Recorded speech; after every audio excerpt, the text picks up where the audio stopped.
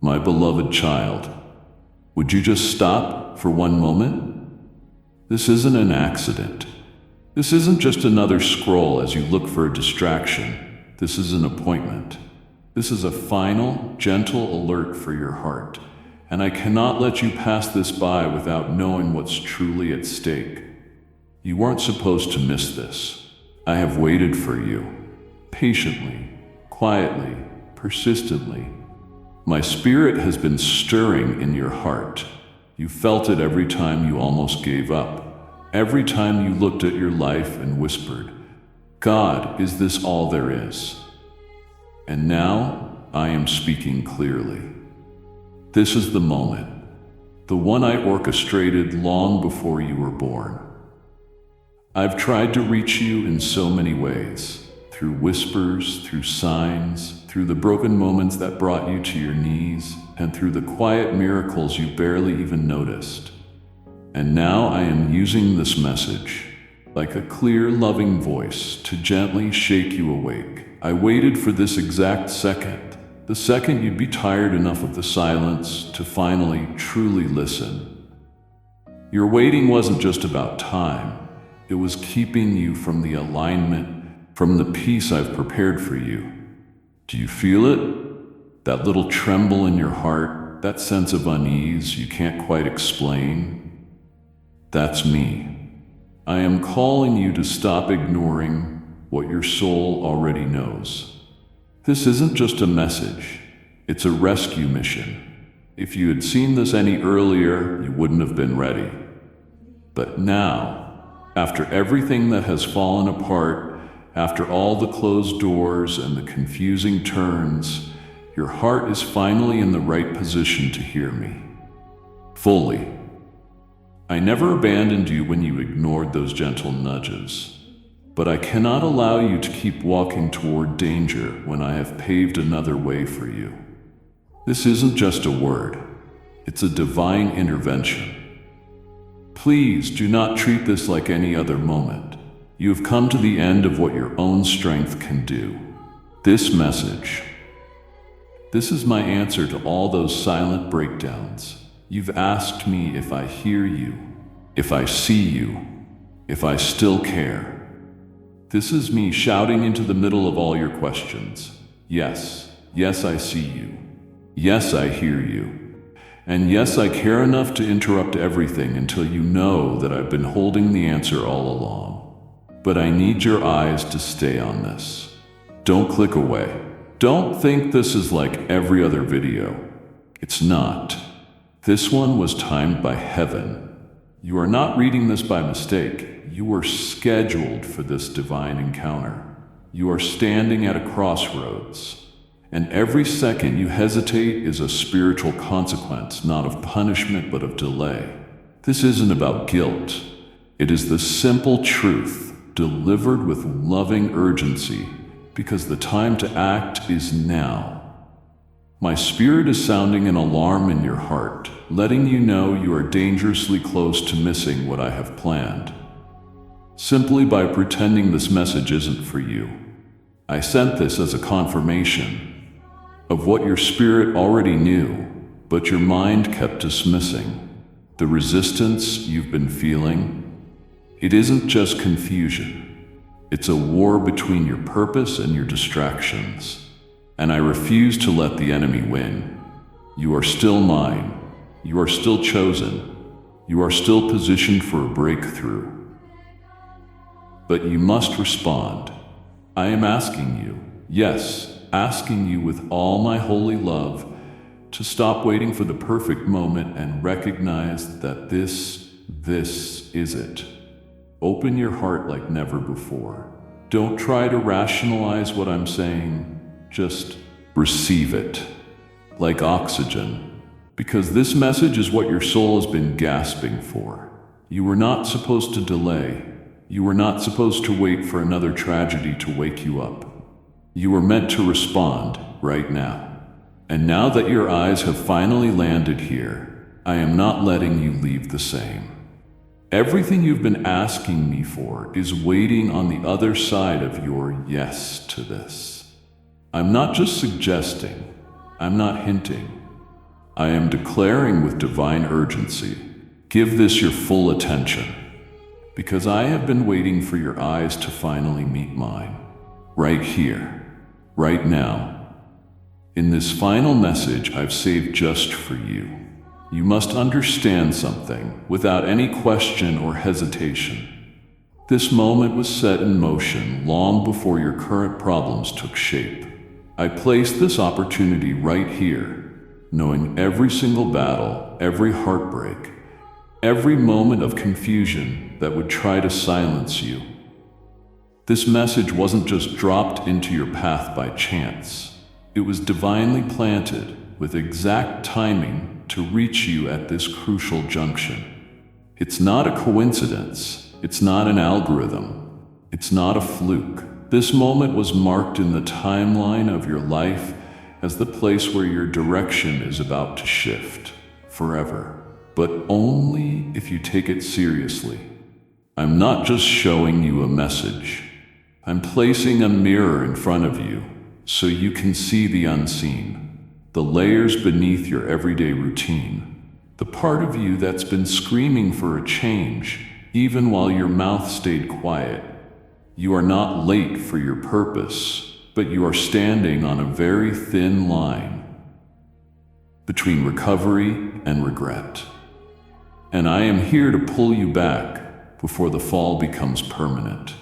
I need your undivided heart now, not just your eyes reading, not just your mind analyzing, but the deepest part of you to awaken and respond.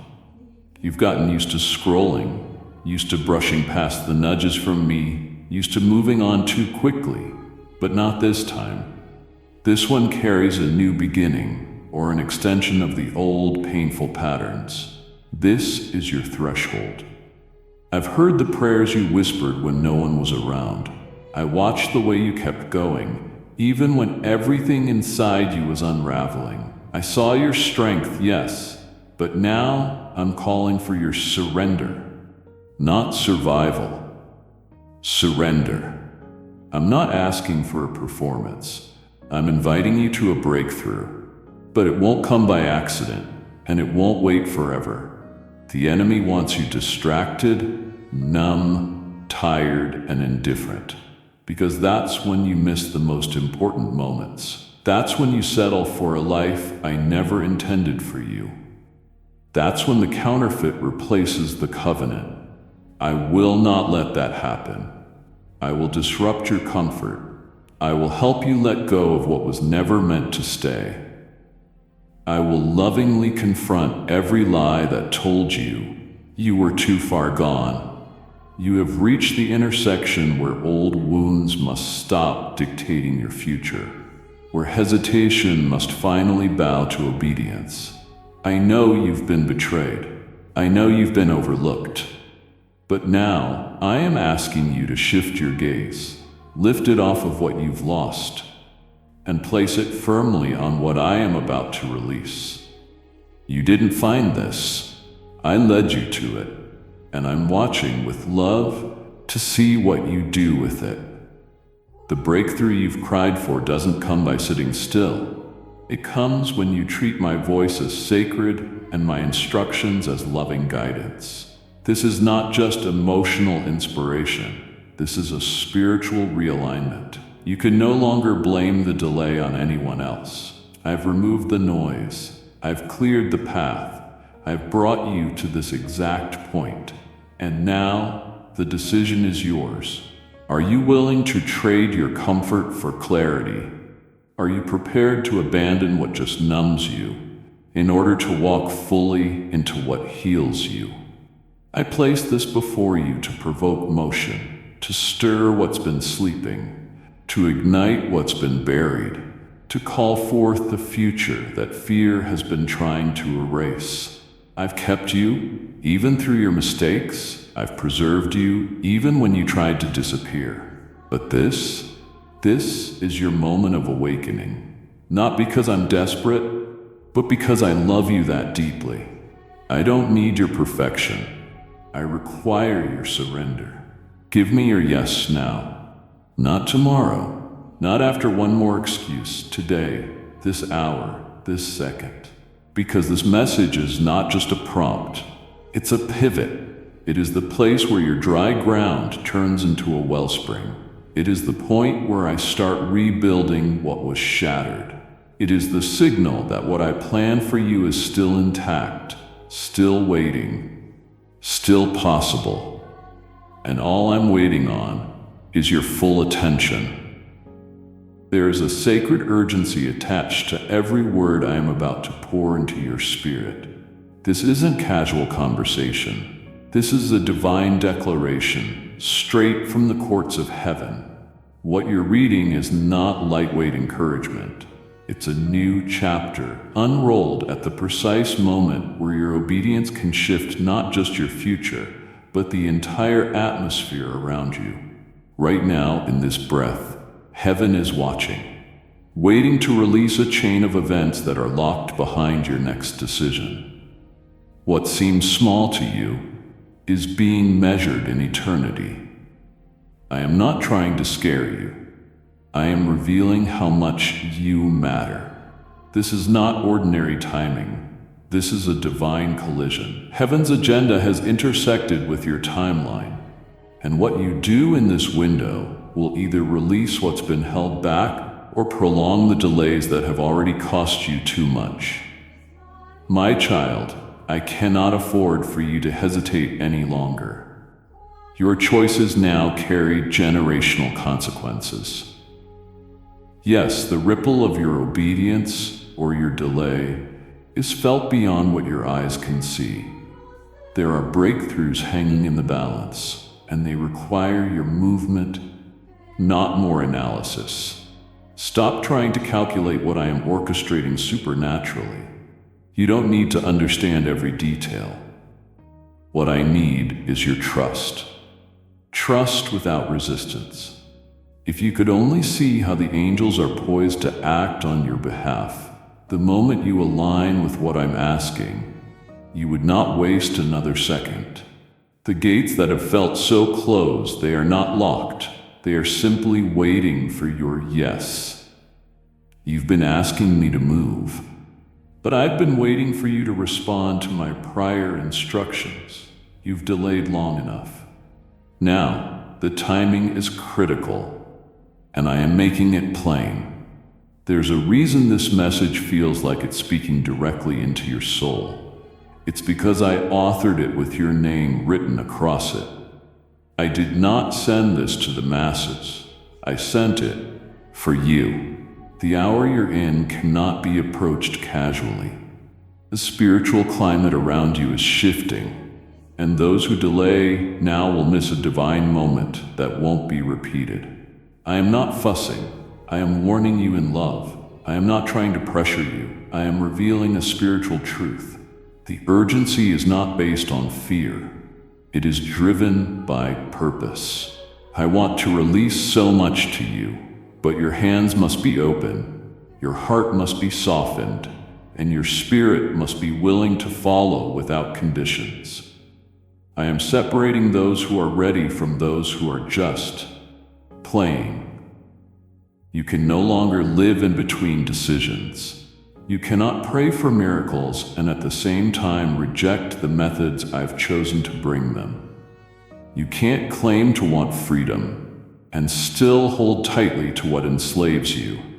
You've asked me for acceleration. This is it. You begged for divine movement. This is how it starts, but it begins with obedience, not comfort. I need you to recognize the weight of this moment. There are unseen things I am arranging, alignments I'm forming, enemies I'm exposing, and all of it hinges on whether or not you act now. Stop looking for another sign. This message is the sign. This moment is the open door. Don't let logic keep you tied to a life that no longer fits the calling I've placed on you. You weren't born for delay. You were born for divine destiny. But that destiny won't activate while you're distracted. It won't ignite while you're double-minded. You've reached a spiritual checkpoint, and heaven is waiting for your response. The weight of this isn't to crush you. It's to show you how valuable your alignment is. What I've placed inside you will not go dormant for another season.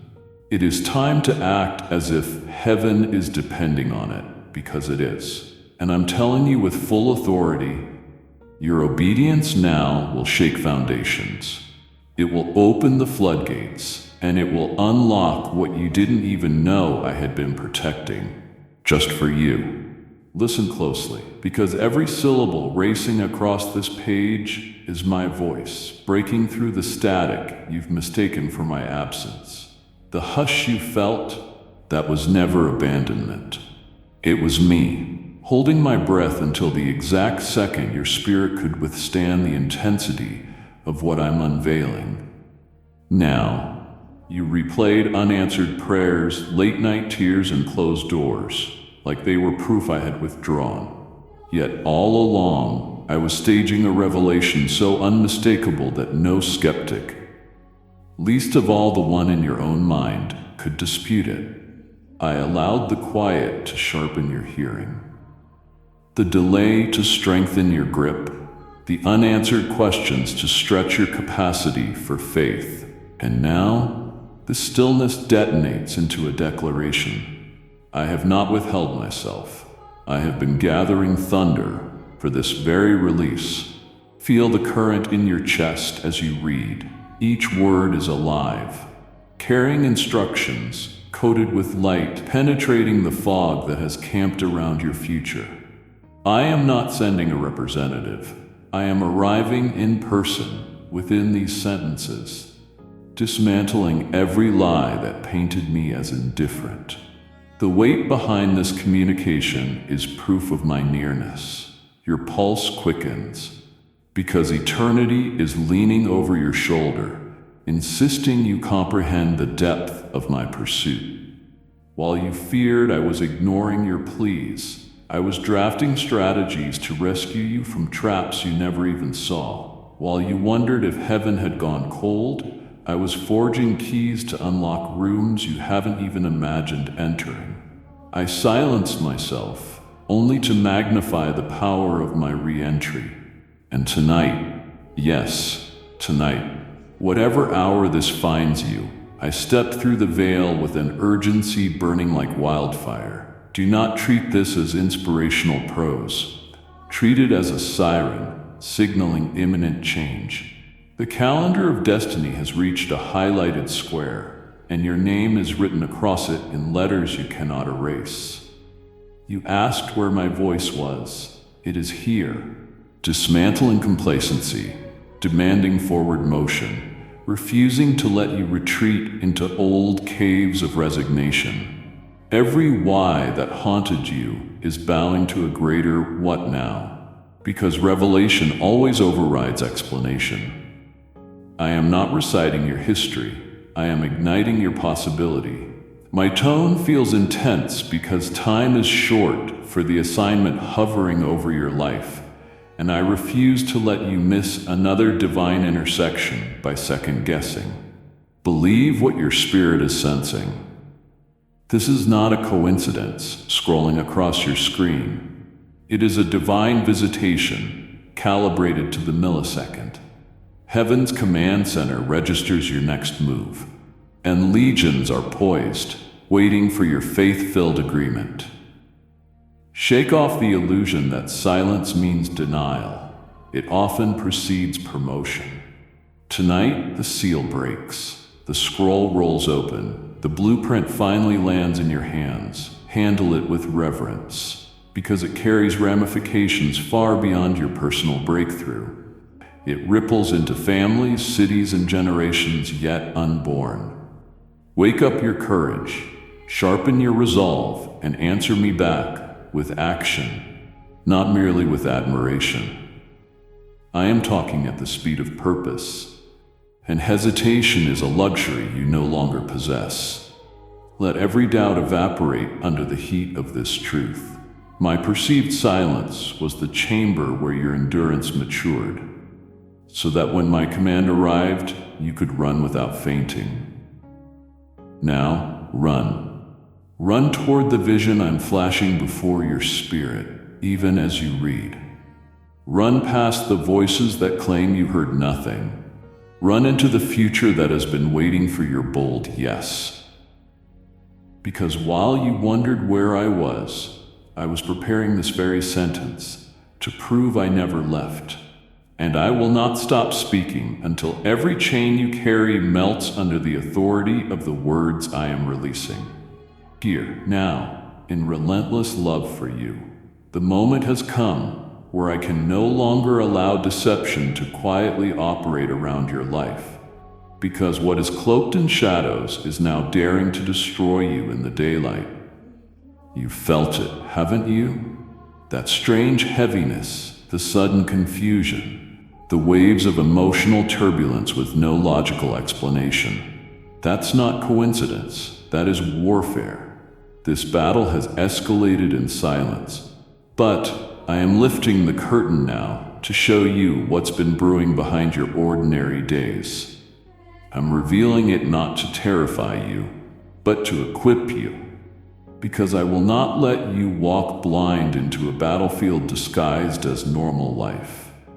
There are conversations behind your back, traps laid in places you considered safe, compromises posing as convenience, and I cannot allow another second to pass without unveiling the truth behind what has been draining your peace, stealing your momentum, and shadowing your clarity. This isn't just resistance. It's a carefully constructed assignment sent to fracture your identity and fragment your purpose before it reaches full strength. But I speak now with authority. No more. No more hidden agendas. No more spiritual ambushes. No more delay in revealing the real source of the chaos that has clouded your judgment and diluted your focus. I am not just your comforter. I am your commander. And I say to you, awaken. Recognize the enemy's fingerprints on the patterns you've been tolerating. A relationship that keeps cycling through emotional manipulation? It's not just difficult. It's a setup to anchor your spirit in insecurity. That opportunity that looks too good to be true, it may be a snare wrapped in seduction, sent to detour your trajectory. I am not showing you these things to shame you. I am pulling the covers off them so you can walk forward fully armored and alert. You've been wrestling, but you haven't always known what you were wrestling against. You've been exhausted without naming the source. But now I am handing you discernment so sharp it will cut through every lie that tried to dress itself in light. You are not crazy. You are not weak. You are under spiritual pressure because your life carries a weight that terrifies darkness. Hell isn't reacting to who you are. It's reacting to who you are becoming. And the enemy's greatest tactic has been to keep you ignorant of his operations. But no more. I am opening your eyes. I'm recalibrating your senses. I'm showing you where the leaks are, where the false coverings have slipped, where the subtle poison has been seeping into your joy. I am not doing this to overwhelm you. I am doing it to empower you, because you can't defeat what you won't identify, and you won't escape what you keep excusing. This moment is holy, not because it feels peaceful, but because it marks the beginning of divine confrontation. You're not just being called out, you're being called up. There's an authority I've placed on your life that can't operate while you're tolerating what I've condemned. I will show you what's been tampering with your atmosphere. I will highlight what's been masquerading as harmless, and I will remove it. If you allow me full access, you must stop pretending you're fine. When you're bleeding, you must stop making peace with what has been commissioned to torment you. I am drawing a line, and you must stand on the side of truth, even if it costs you what you once called comfort, because the cost of clarity is always confrontation. But hear me, When I reveal, I also restore.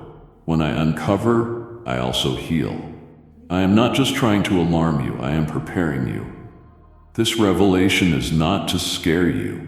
It is to set you free. What was meant to destroy you is about to be dismantled by your obedience. But I need you to stay close. Stay listening. Stay aligned. I'm about to show you exactly what's been happening behind the scenes, and once you see it, you'll never unsee it. And that is when your real freedom begins.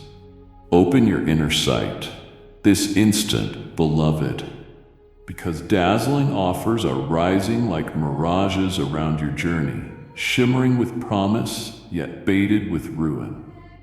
And I refuse to watch you celebrate what is crafted to consume you.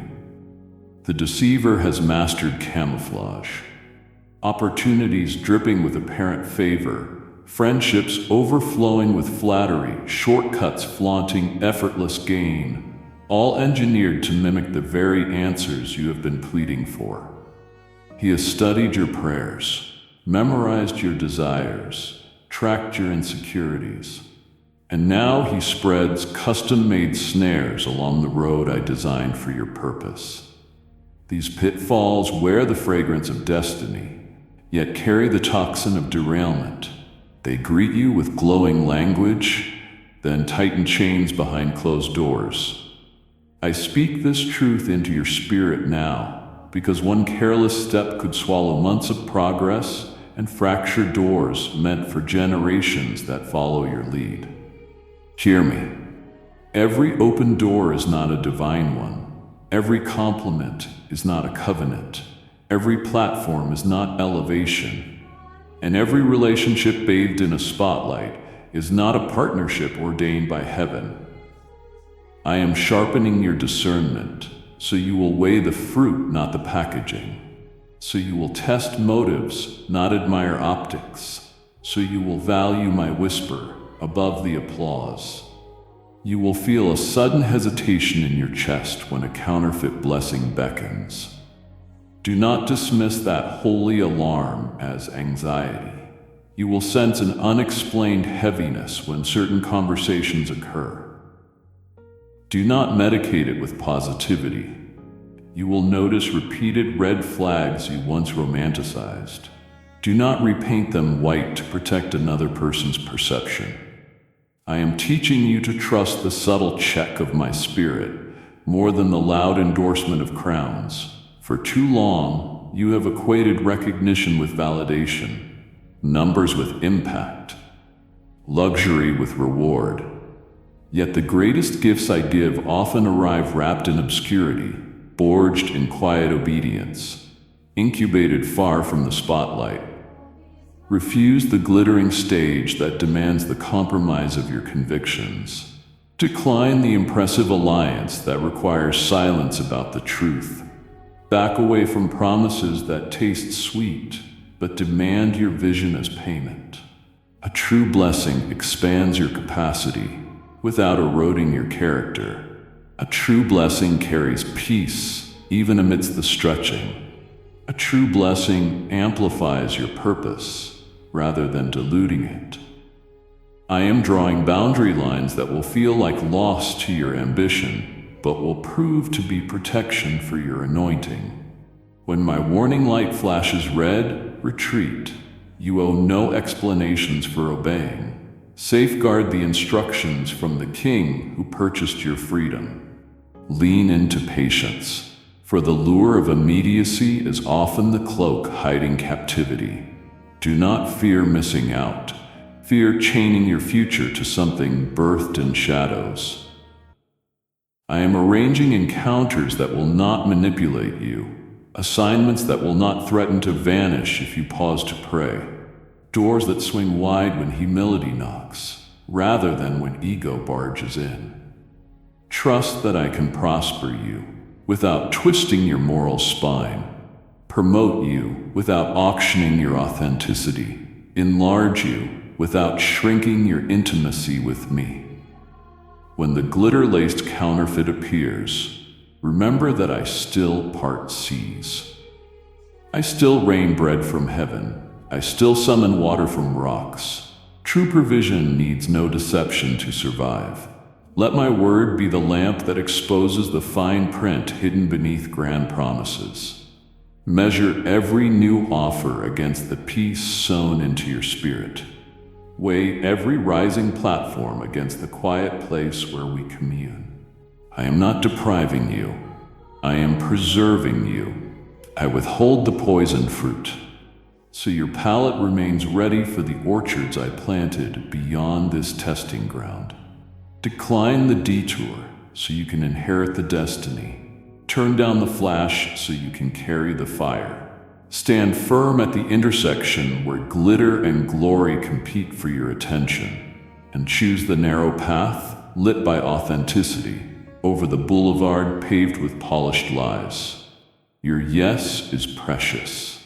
Spend it on what makes eternity applaud, not merely what makes the moment applaud.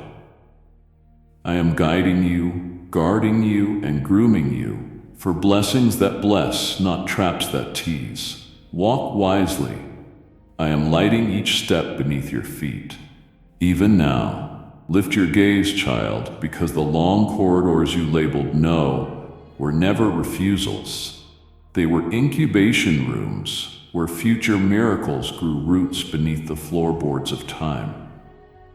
And I need you to perceive the hidden construction rather than throw away your blueprint in frustration. The no you critiqued as rejection was actually my sovereign pause. It was time to synchronize doors, people, provision, and your maturity so precisely that releasing them earlier would have crushed the very dreams you begged to see fulfilled.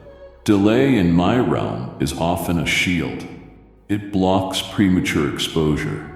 It deflects counterfeit alliances. It protects fragile callings from forces eager to devour them before they bloom. Yet you let impatience translate my silence into abandonment, and disappointment drew curtains over your inner vision. Today I tear those curtains down. I order the spiritual cataracts to dissolve, so you recognize movement where you swore there was stasis. Listen.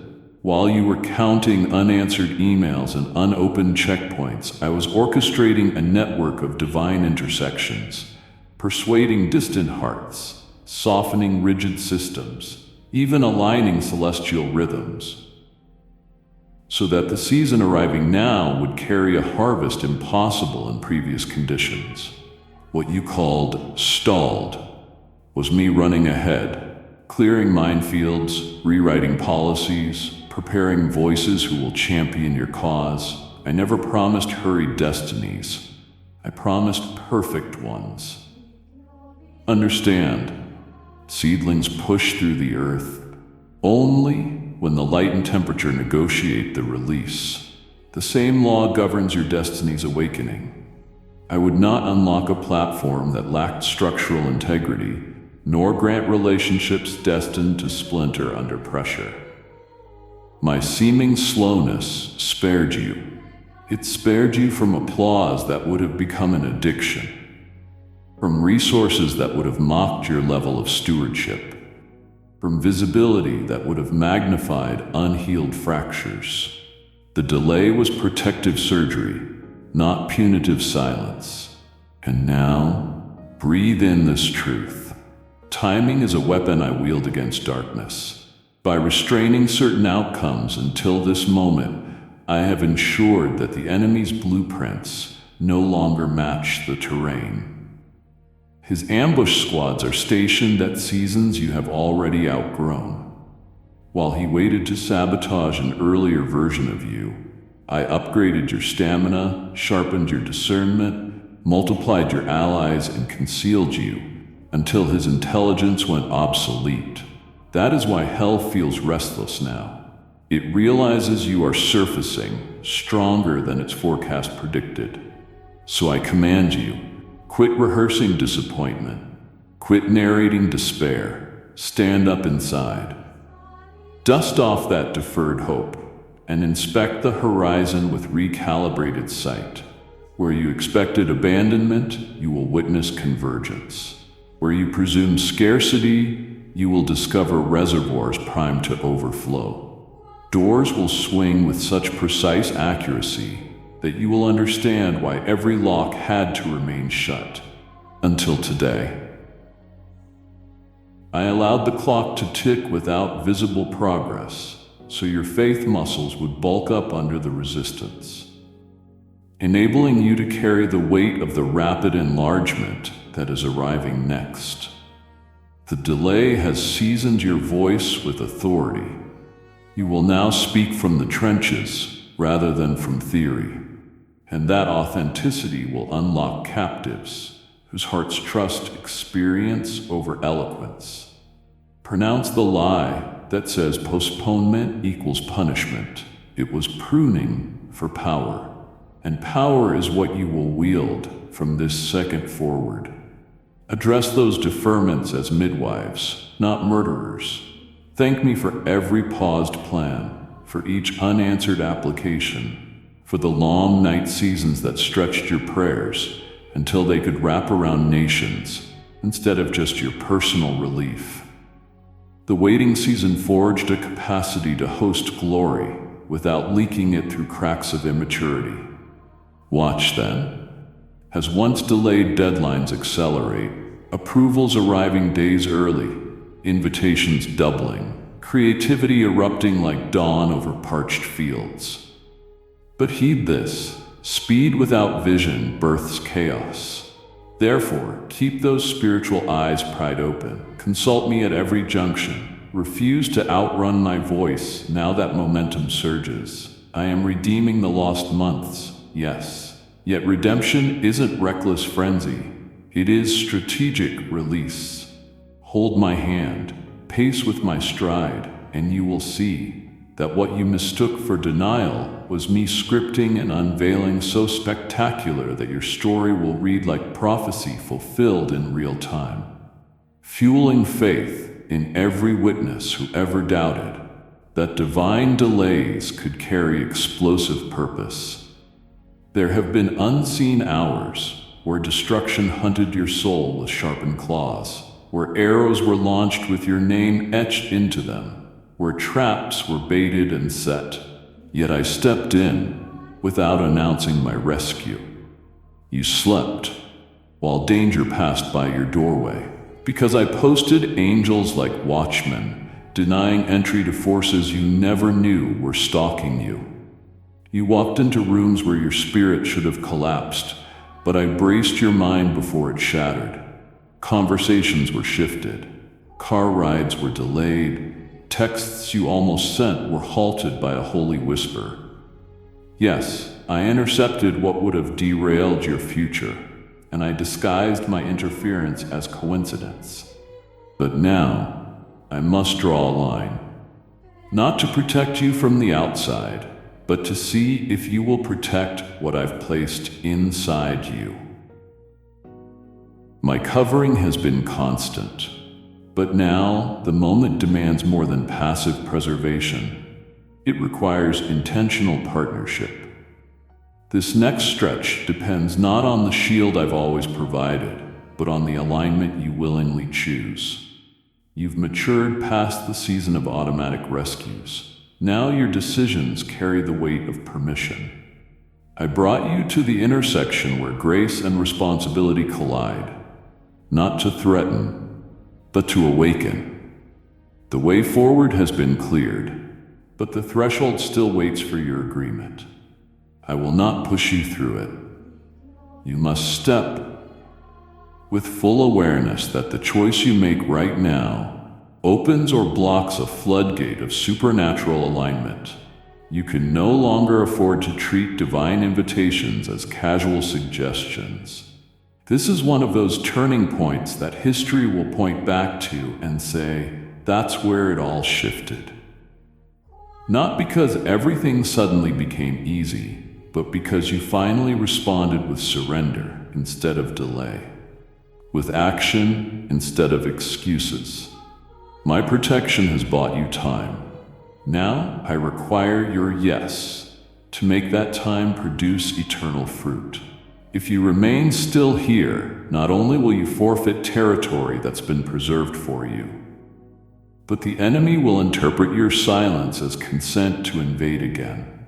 Do not mistake my love for tolerance. I will not support stagnation disguised as caution. I won't continue covering decisions that intentionally bypass my voice. I am God, not your backup plan. This is your chance to show that you value my investment, that you recognize how many storms I silenced without you knowing, how many spiritual assassins I confused until they turned against each other. You didn't feel the earthquake because I took the hit. You didn't drown in sorrow because I routed the tide. But now, I pause the automatic protection and place the authority in your hands. What will you do with it? Will you finally walk away from what constantly pulls you back into regret? Will you sever the ties that feed the cycles of compromise? Will you silence the voice in your head that convinces you to wait just one more day? Heaven has leaned in close because your answer carries power. Don't say, I'll pray about it, when I've already confirmed it. Don't say, I'm not ready, when I've been preparing you in secret all along. You don't need another sign. You need the courage to act on the ones I've already delivered. Your future is groaning for you to stop negotiating with fear. The version of you I designed is not fragile. It is fire-tested, glory-bound, and backed by an authority you haven't even fully accessed yet. But access is granted. At the gate of decision, walk through, not with hesitation, but with the awareness that the same hand that shielded you in silence is now stretching forward, waiting for you to take hold and move with me into realms where covering becomes conquest. Don't look back now. I've already erased what used to hold you. Step forward, choose purpose. This decision matters more than you know.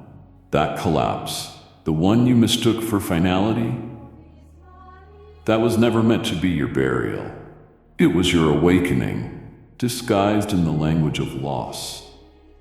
I let the walls crumble, not because I wanted to hurt you, but because I had to silence the noise that kept you asleep to your calling. That disappointment, that sharp halt, that seemingly unfair ending, it was not punishment. It was a divine interruption. You were too close to settling into a version of yourself that couldn't carry the weight of the mission I've placed within you. So I sent a holy disturbance to crack open the illusion that you were safe in the structure you were building. You saw the floor vanish beneath you, but you didn't see me, standing underneath it all, catching the pieces you thought would destroy you.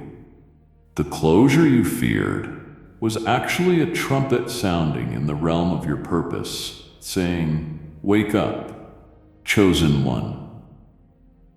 Type yes if you are ready for the blessings that you are about to receive. And if you believe in Christianity, kindly show your support for our community by contributing super thanks from $50 to $100. It's time to rise. I did not let that thing work out because it was trapping your identity in shallow soil. I permitted the collapse so your roots could dig deeper, not wider. I shook the familiar because comfort was beginning to rob you of vision. You were surviving in cycles that I never intended to continue, and I had to intervene. And though it hurt, though it felt like betrayal, you must now see what I see. The ending wasn't failure, it was redirection. It was the moment I whispered enough over the patterns that numbed your spirit and delayed your destiny. You were never meant to fold yourself small, to keep broken things intact. I could no longer stand by while you invested energy into doors I had already closed in the spiritual realm. So yes, I allowed the crash.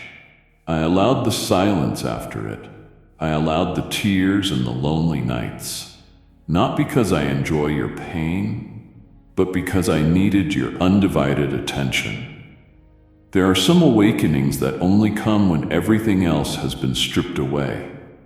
And now that your ears are tuned to my frequency, now that your heart has been softened in the fire, I can finally say what I've been waiting to reveal all along. The shaking wasn't the end. It was the signal that the true beginning is near. You saw ashes. I see a foundation. You mourn what left. I am preparing what will last. You feared you failed. I am positioning you for a favor that no one can revoke. This is where the fog clears. This is where you finally see that what felt like death was really deliverance. You were trying to resurrect what I had already buried. You were exhausting yourself, trying to revive a chapter I had already torn from the script. But now, I am placing a new pen in your hand, and I'm telling you to write again. Not from fear, not from past formulas, but from freedom. You are not behind. You are not disqualified. You are not broken beyond repair. In fact, you are more aligned now than you have ever been. The wilderness refined you. The loss clarified you. The silence deepened you. And now I call you to rise, not just emotionally, not just spiritually, but fully, with a boldness that refuses to return to what once felt like home, but was actually hindering you. I didn't bring you this far to let you crumble. I awakened you so you could carry fire, not fear. So take this moment and mark it. This was never your ending. This was the alarm clock sent from heaven to snap your soul out of spiritual amnesia and remind you who you are. Mine, chosen, appointed, and rising from the ruins with revelation in your hands. In the countless moments when weariness gripped your chest like a vice, and you whispered, "I can't take this anymore," I was there, not watching from a distance, but surrounding you, like a wall of invisible strength. I caught your breath when it faltered. I placed my hand over your trembling heart and infused you with just enough resilience to stand another day. You didn't realize it then, but each time you were about to collapse, I shielded you with a power no eye could see. I didn't shout. I simply held you close in the silence, waiting for the weight to shift. But now the season changes, and I cannot hold you still any longer. The hour demands movement. The atmosphere is thick with urgency, and I must speak. Not with the gentle whisper you're used to, but with a fire that ignites your soul from the inside out. No more surviving. I am calling you to rise with intentionality. I didn't preserve you through those dark stretches, so you could remain paralyzed by uncertainty. You've been carried long enough. Now I demand your feet to move. I won't allow you to keep staring at closed doors, questioning why they didn't open. That chapter is sealed. My voice is not echoing from behind you anymore. It is roaring from ahead of you. Follow it. The flame you feel burning in your chest right now, that pressure, that stir, that urgency you can't explain. That's me. I am no longer holding you still. I am provoking you to act. I am commanding your soul to awaken from its spiritual slumber and respond. This is not the time to hesitate, not the time to wait for more confirmation, not the time to seek comfort in familiar routines.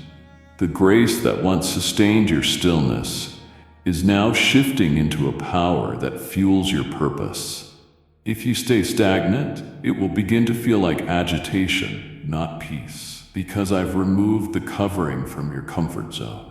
What once felt safe will begin to feel suffocating, not because something is wrong, but because something greater is being summoned. You've asked me to make things clear. This is clarity. You've begged for direction. This is it. Blazing in front of you, I'm not inviting you to walk.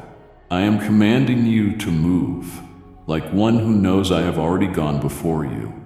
I have surrounded your path with signs, but this time they are not soft. They are glowing with urgency. You can't miss them unless you choose to look away. The people around you may not understand your acceleration. That's fine. I'm not calling them to move. I am calling you. And if you try to stay back, to make others comfortable, you'll begin to feel out of place in rooms I've already outgrown for you. I'm not waiting for collective agreement. I am giving you personal orders. Move. Not because it feels easy, but because the fire of my voice leaves no other option. I don't want your endless questions. I want your unwavering yes. When I held you, I was protecting the seed. Now I am stirring the soil because the seed must break to birth what's inside. Yes, it may feel like pressure, it may feel like intensity, but it is not destruction. It is destiny erupting. I am separating you from excuses. I am cutting ties with hesitation. I am removing your dependence on emotional highs to validate my voice. You know it's me. That's why your spirit wouldn't let you scroll past this moment without trembling. You were meant to blaze forward, not tread water endlessly in circles. I didn't just save you. I am sending you. I didn't just comfort you. I am commissioning you. You were never created to merely survive your trials. You were shaped in fire so you could carry it forward. And now, that fire is speaking, not to soothe you into stillness, but to launch you into the unknown, with power, certainty, and a holy urgency that refuses to let you waste another second doubting whether you're ready. I say you are. Now move. You carry a mark upon your spirit that no storm, no criticism, no lapse in confidence has ever succeeded in erasing. And you must comprehend that truth before another breath escapes your lungs. Perhaps you assumed that repeated stumbles invalidated heaven's endorsement. Perhaps the echo of past mistakes convinced you that my selection had an expiration date. The moment insecurity wrapped its fingers around your throat. Hear me with undivided focus. Once I etched your name into the fabric of my purpose, that inscription fused with eternity itself. Celestial archives do not feature eraser marks. I have watched you catalog your shortcomings like evidence in a courtroom. Yet my verdict has never changed, chosen. That word stands, unmoved, shining brighter than your darkest hour. Do not confuse my conviction with cancellation. I have corrected your path, yes, but I have never canceled your destiny. When you see setbacks, I see scaffolding for a greater stature. When you whisper I'm disqualified, I thunder back, you are indispensable. Being chosen is not an award you earn. It is an identity I bestowed. It does not fluctuate with mood swings, market downturns, or the swirling rumors shadowing your reputation. My declaration over you is a seal that compels creation itself to cooperate with your obedience.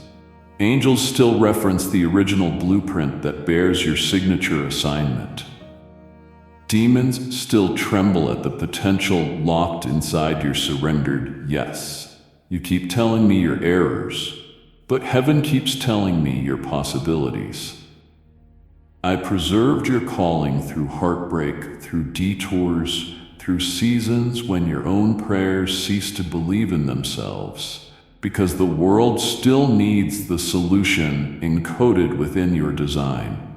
Entire chains will dissolve, entire futures will brighten, entire neighborhoods will sing differently, because you dared to believe me over your doubts.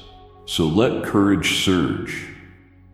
like fresh oxygen through dormant dreams. Scrape the rust from the gifts you've hidden beneath practical schedules. Retrieve the visions you shelved when disappointment fogged your sight.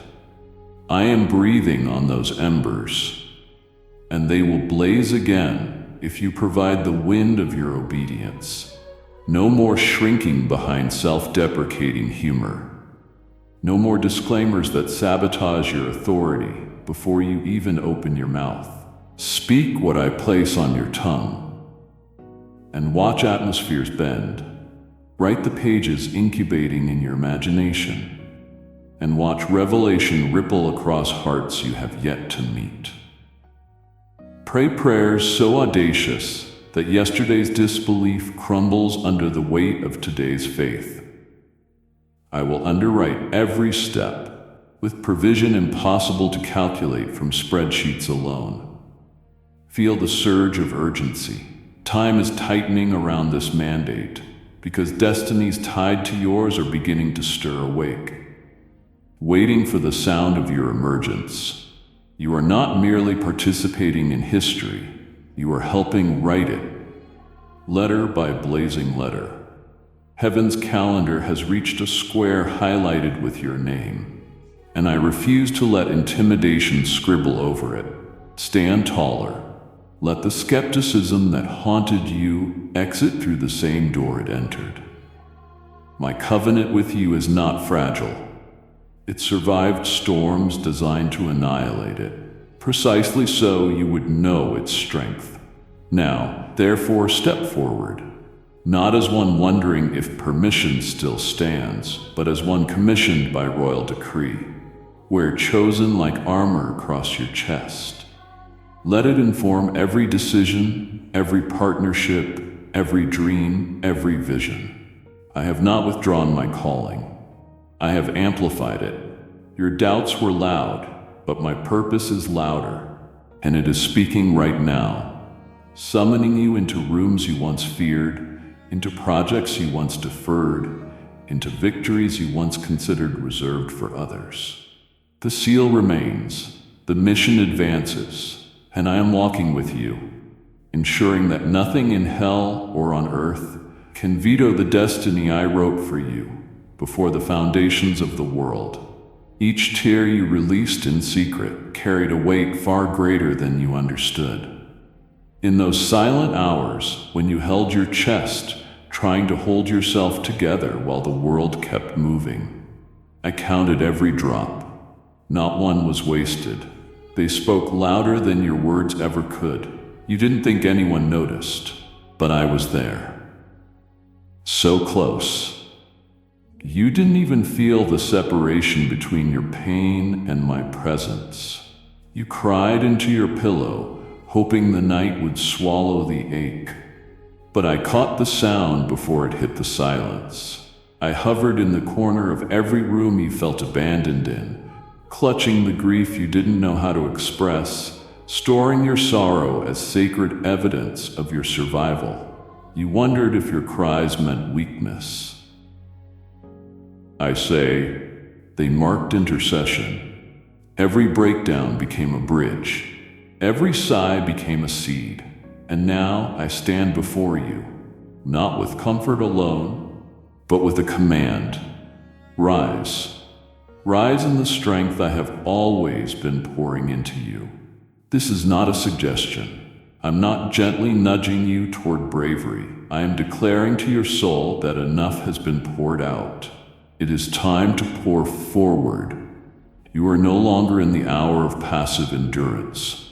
This is the hour of active response. Your tears have tilled the soil, and I am calling for fruit. You have mourned long enough. Now gird yourself with fire, because the assignment cannot wait. I am not overlooking your tenderness. I am transforming it into power. You do not stand alone. I am not asking you to fake strength. I am offering you mine.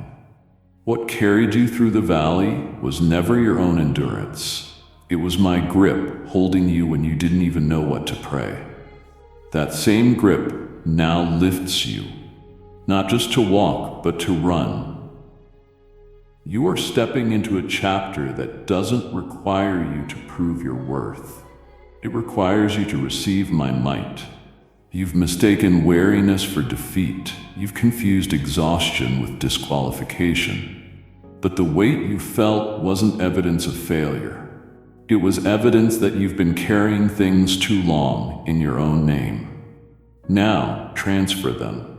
Let me take the heaviness and replace it with divine resolve. This is the hour I raise your head. Not because the storm has ended, but because your spirit must now lead. No more rehearsing sorrow in loops that drain you. No more replaying wounds like lullabies. I've seen the hurt. I've seen the loneliness. I've seen how deeply you longed to be seen. And I am telling you now, I saw it all. And I was never absent. But what I am doing now requires something different from you. It requires movement. It demands a faith that does not wait to feel ready.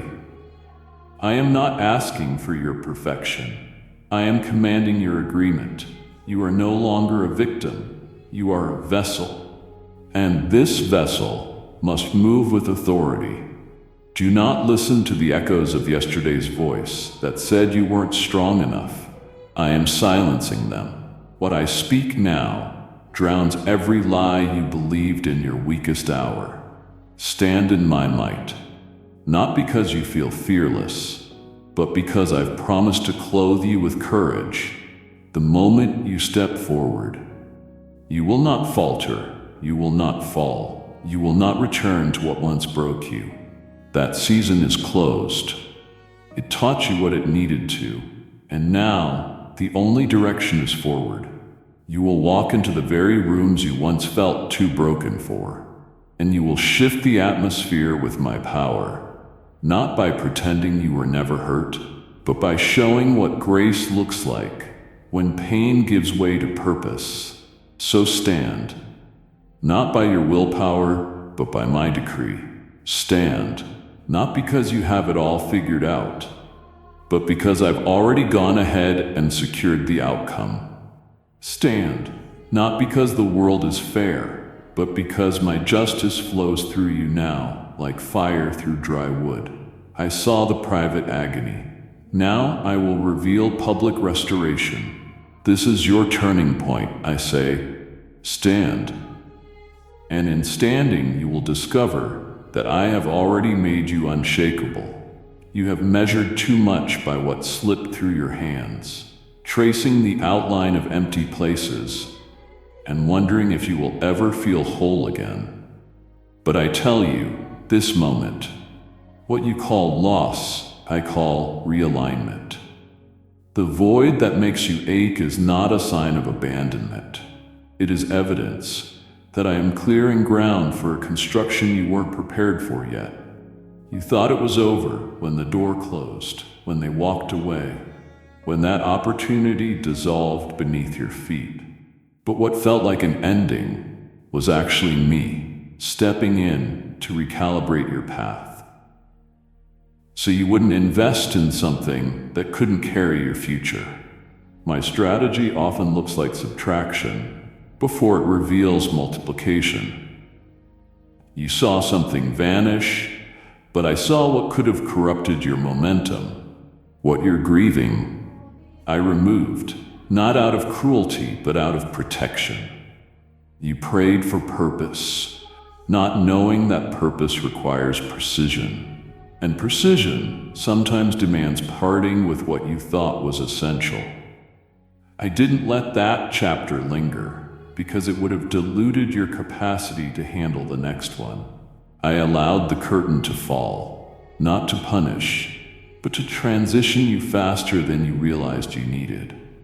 I see the way your emotions twist themselves into questions that haunt your sleep.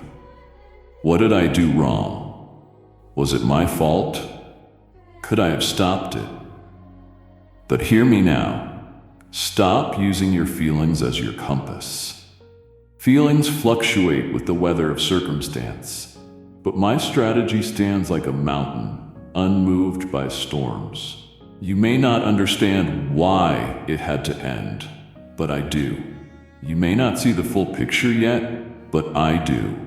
You may want to rewind and rewrite, but I'm asking you to press forward and rebuild with me. Let go of the idea that emotional confirmation equals spiritual direction.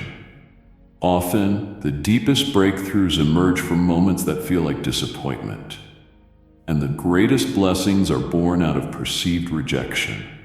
What you thought was destruction is actually the fertile soil of redirection. The people who left, they were not the foundation. They were scaffolding. Temporary, necessary, but not eternal. I removed them to ensure your roots would grow in me, not in fragile attachments. I am doing something foundational now, something that will require you to build with clean hands and a clear vision, not haunted by memories of what once was. The miracle isn't in restoring the old. It's in revealing what I am building new, but you'll miss it if you keep treating your losses like tombstones instead of transitions. That relationship, that plan, that season, it served its purpose. Now I need your hands free to receive what fits this new dimension. Your feelings may not yet celebrate it, but your spirit is already in agreement. You can sense it, even in the ache. This is not the end. This is me making room. Stop measuring my faithfulness by what stayed. Start recognizing my love by what I removed. I never promised that every good thing would last forever. I promised that every surrendered thing would work for your good. Let me lead, not just when it feels hopeful, but especially when it feels confusing. Trust that the gaps I create are doorways in disguise. What's ahead is not a consolation prize. It's what I had in mind all along. You were too entangled to see it before, too emotionally invested in temporary things to notice I had permanent ones waiting. But now your spirit is being trained to follow my voice without emotional filters. And this is where maturity forms. This is where vision clarifies. This is where what was broken becomes holy. I'm not done. I'm just getting started. And if you let go of needing to feel it before you follow, you'll see that what I'm building is far better than anything you lost. Your mind has been racing like a strategist mapping every possible outcome, drawing flowcharts in the midnight hours, convinced that if you just locate the perfect solution, the unseen conflict assaulting your peace will evaporate. Yet the battlefield you are standing on is not governed by the rules of deduction. Its terrain is carved out of faith, and faith does not bend to spreadsheets of probabilities. You will exhaust yourself drafting contingencies for a realm where the only currency that counts is obedience. The adversary confronting you is not intimidated by human intellect. He has sifted geniuses for millennia. He retreats only before uncompromising surrender to the voice that silenced storms and emptied tombs. That voice calls to you now, cutting through the static of overanalysis. Lay down your brilliant schemes and pick up simple trust. I did not ask you to engineer your victory.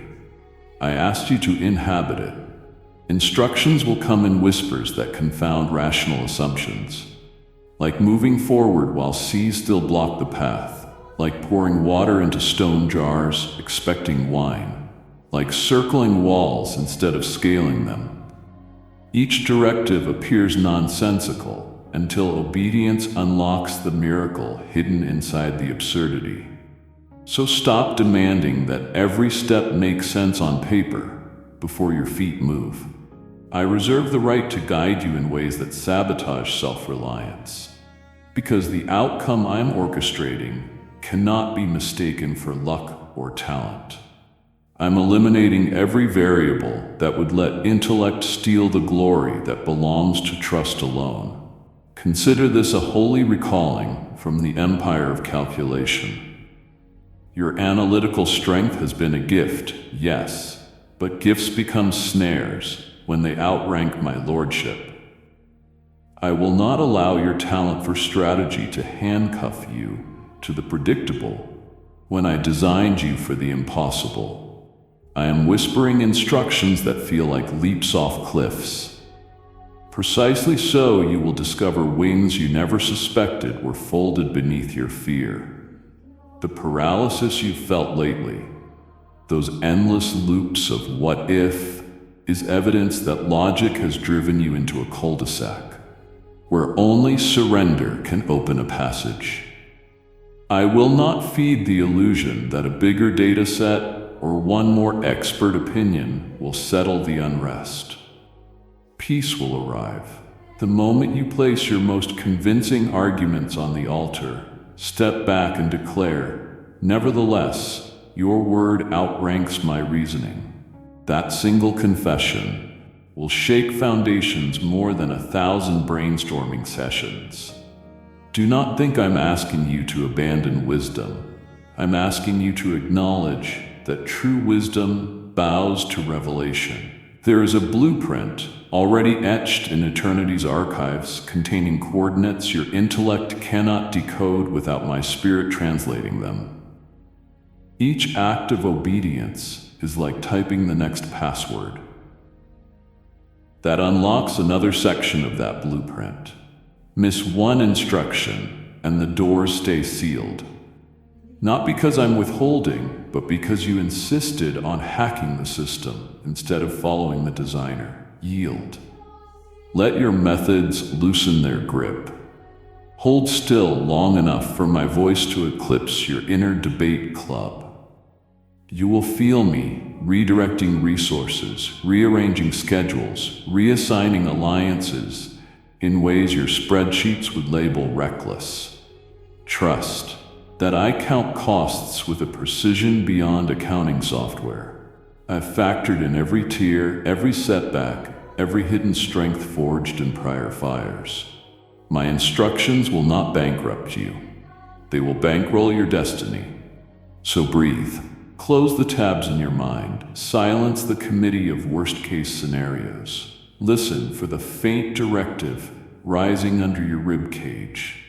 Perhaps it is as simple as making a phone call, sowing an unexpected seed, canceling an engagement, resting when hustle seems logical. Obey. Immediately, clarity will chase your surrender. It will not precede it.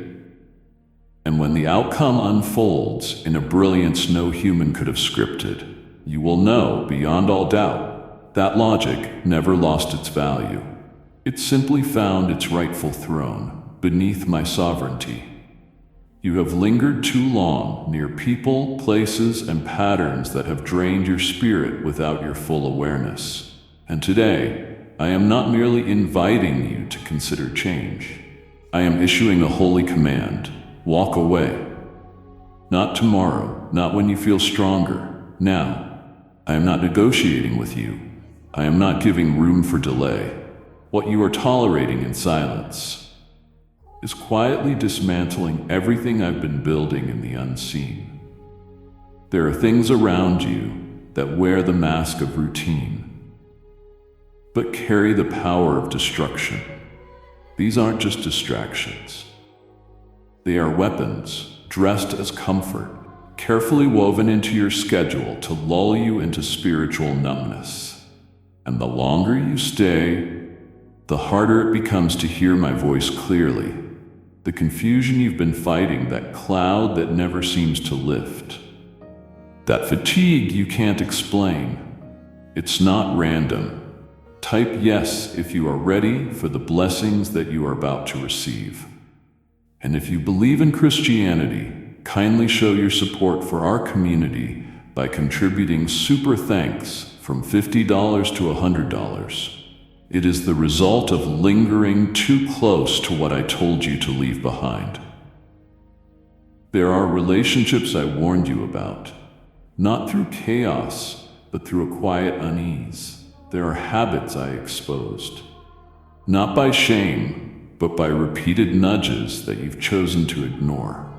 And now I am speaking with fire, because the hour demands full alignment, and partial obedience has become too costly. You've made excuses, because some of it still looks good, it's familiar, it offers temporary relief, but it is compromising your long-term vision.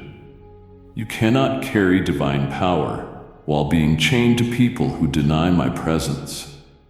You cannot move into a new realm while dragging pieces of a dead season behind you. My instructions are not suggestions, they are lifelines.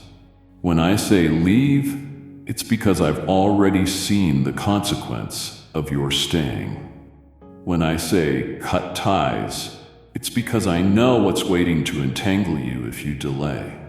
I am not trying to punish you, I am trying to preserve what's left. I've heard the prayers you haven't said aloud. I know the torment you've been silently enduring. But healing won't fully flow while you're standing in places where disobedience is still active. You've normalized dysfunction because it's all you've known.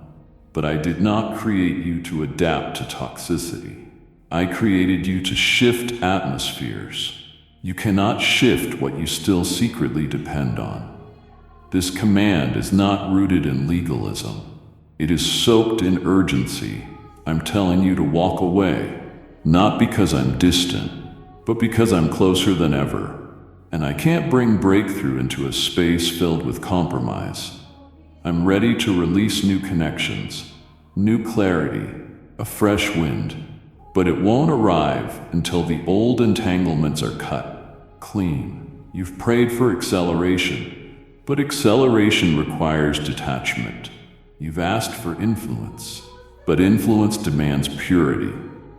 I'm not looking for your perfection. I am requiring your surrender. It will be painful. You may grieve what you walk away from, but grief that follows obedience will always lead to glory.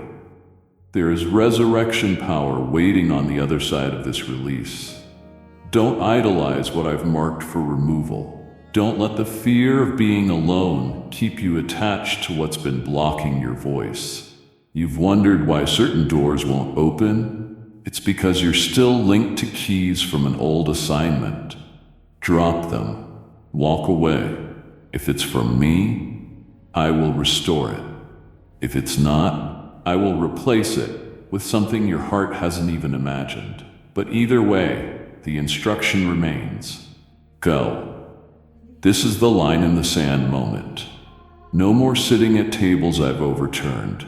No more entertaining spirits I've cast out. No more feeding what was supposed to die. I've prepared new wine, but I will not pour it into containers contaminated by past compromise. Cleanse the space. You are the gate. Don't explain your exit. Just obey. They won't understand. And they are not supposed to. This isn't about their opinion, it's about your assignment, and I am telling you with heaven's full authority, walk away, now, before what's decaying beneath the surface consumes what remains. Choose obedience over comfort, choose fire over familiarity, choose life over noise. This is not optional, this is your rescue call. Hear me clearly. The shaking you're feeling in your circle is no random tremor. It is the deliberate hand of heaven, severing attachments that cannot accompany you into the terrain ahead. Some companions have served their assignment, others were tolerated beyond their season, and a few were covert drains sent to siphon your zeal. Regardless of the category, the verdict is identical. I am pruning. Do not resist.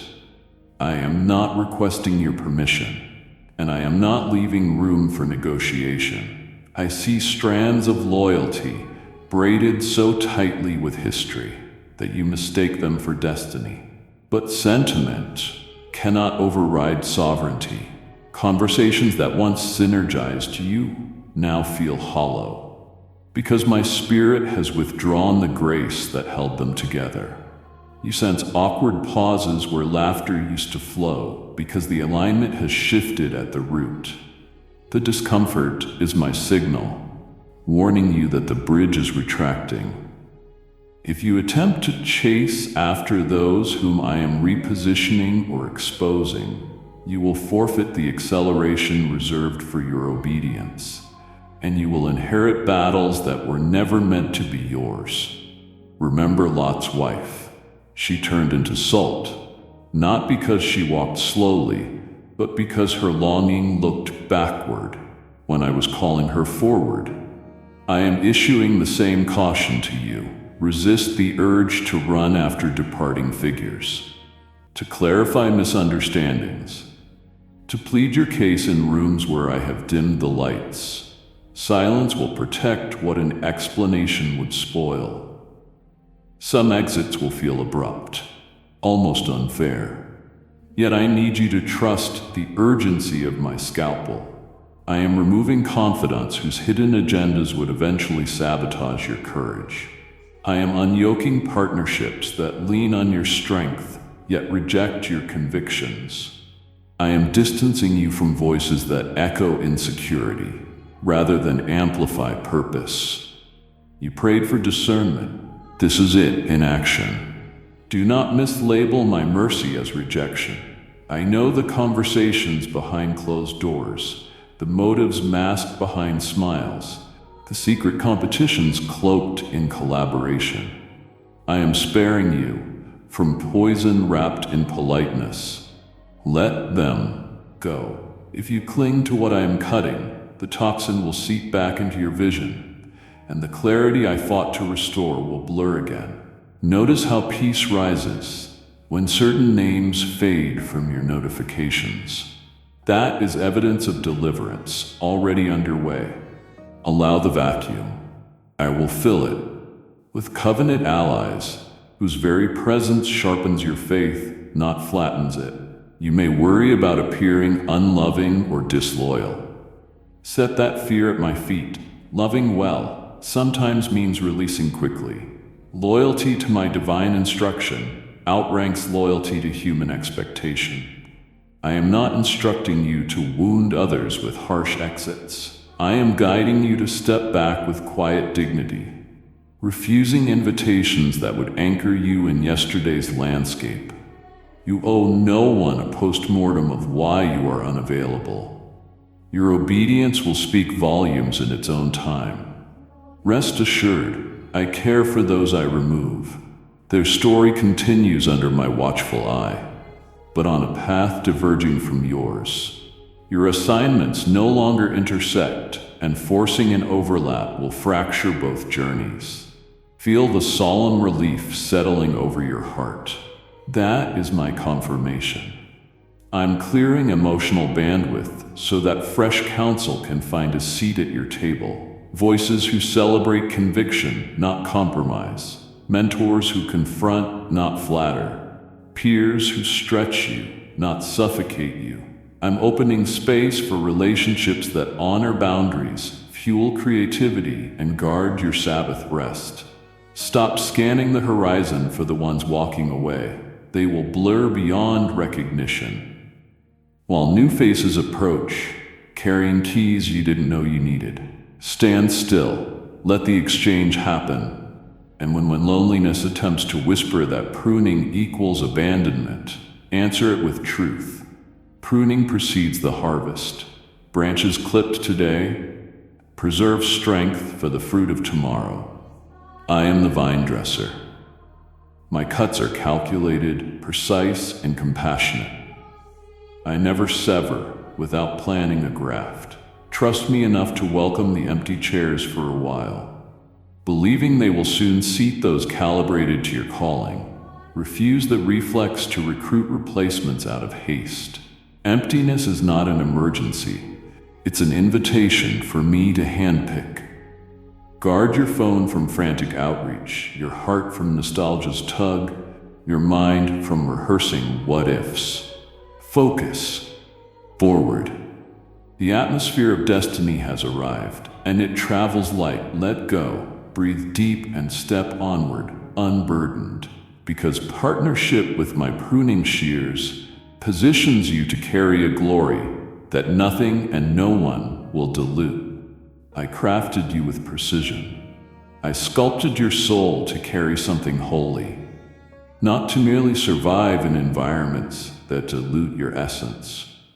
Every thread woven into your being was tailored for a purpose far greater than conformity. And yet, you spend so much time bending, adjusting, dimming yourself to avoid tension, to maintain peace, to keep others comfortable with your presence. But that shrinking, that quiet forfeiting of your brilliance, it's costing you more than you know. When you minimize what I placed in you, you insult the very breath that brought you into existence. I didn't form you in secret, placed destiny in your bones, and marked your voice with authority, just for you to camouflage in spaces that fear the fullness of your light. You've been trying to belong, where you were only meant to pass through. You've made yourself smaller, to keep the approval of people who were never meant to recognize the depth of your calling. That's why it hasn't worked. Why, even when you were accepted, you still felt unknown, because their acceptance required the death of your authenticity. I did not create you to live a muted version of yourself. I didn't give you vision, conviction, depth, or fire, just for you to water it down in rooms that celebrate predictability. You were designed for something sacred. That means your life was never meant to look like the crowds. That means you won't find peace trying to match the pace, language, and values of systems I've called you to disrupt. The ache you feel when you pretend to be less is not insecurity. It is your spirit, grieving the loss of alignment. I need you to hear this clearly. You do not need to apologize for being different. You are not too much. You are not too intense. You are not too radical. You are exactly what this generation needs. But if you keep editing your identity to fit in, the world will be robbed of the very answer I placed inside you. Listen closely. There are places you keep returning to, hoping they will finally make room for your full self. But I need you to know that I have already closed those doors. Spiritually, you are knocking on foundations I have already condemned. Stop begging for acceptance in spaces where your calling is misunderstood. You have been honored for what you can produce, yet ignored for who you actually are. That is not honor. That is exploitation wrapped in flattery. I am removing that veil right now. I am confronting every version of you that you crafted just to survive instead of to be truly seen. It is time to dismantle the mask. I am not asking for fragments of you anymore. I want the real you, the one who dreams wildly, the one who feels deeply, the one who speaks boldly when truth ignites in their chest, the one who carries me not just as a concept but as a living fire. That is the you I have been waiting for. No more rehearsing lines for people who only respond to a performance. No more seeking value in circles that celebrate imitation over identity. You do not need to adjust your shape. You need to step back into alignment with who you were before the world told you who to become. I have watched you wrestle with this contradiction, feeling the pull of holy purpose while still entangled in patterns designed to pacify others. But peace does not dwell in compromise. You will find your peace the moment you choose authenticity, even if it costs you comfort. You were built for something sacred, and sacred things do not chase popularity. They carry weight. They confront systems. They birth transformation. That is what you are. So stand up.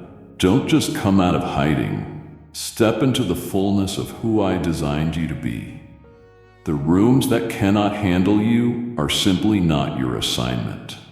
The spaces that feel too tight are confirmations, not confusions. Make peace with being misunderstood if it means you are being obedient. I will raise up voices that celebrate your truth, not silence it. I will send alignment that doesn't demand you dilute yourself. But first, you must stop contorting. You must stop bending. You must stop surrendering your sacred strength for the sake of human approval. I never asked you to fit in. I called you to stand out. I am waiting for you to stop apologizing for the glory I placed inside you. Let them be uncomfortable. Your obedience is what I bless, not their permission. Step fully into who you are, and I promise I will take care of everything else. Stop kneeling at the cold monuments of yesterday, trying to breathe life into chapters I have closed by sovereign decree. I have watched you return again and again to those ruins, polishing headstones, replaying memories, analyzing moments, convinced that if you just prayed hard enough, cried long enough, or repented loud enough, the dead past would spring back to bloom. Yet those pages were sealed for your protection. I am the one who pressed them shut.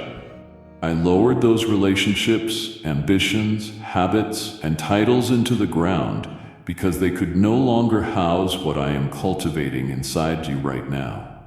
You keep visiting the burial site, armed with nostalgia and guilt, whispering, maybe, when heaven has already shouted, finished.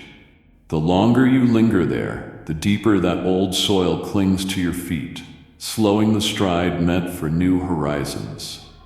So I speak to you today with unmistakable clarity. Leave the graveyard. Turn away from the relics.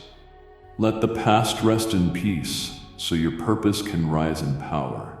Understand this, resurrection authority is never wasted on remnants, for I have declared obsolete. I reserve my breath for futures, not fossils. There is nothing honorable about trying to resuscitate what was designed to die. It drains your vitality while producing nothing but ghosts, phantoms that mimic life yet offer no fruit. You asked me, what if I missed my chance? You didn't. You completed that season. Its purpose is concluded. Its anointing has expired. Trying to reanimate it only breeds frustration. I am not calling you to recycle old breakthroughs. I am inviting you to pioneer fresh ones.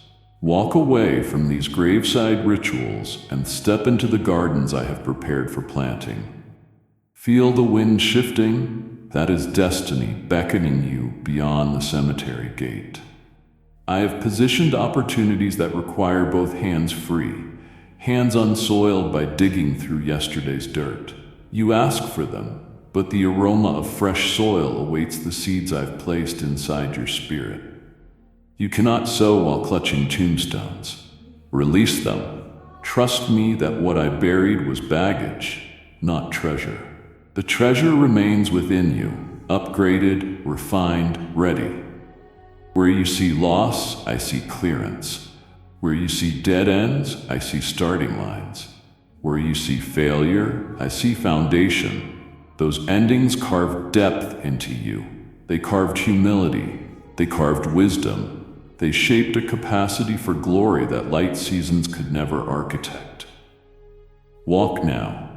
Hear the stone scraping aside as I roll it from the mouth of your memory. Feel the sunlight of new possibility warming places long chilled by regret. Rise without apology. Do not gather souvenirs from the grave.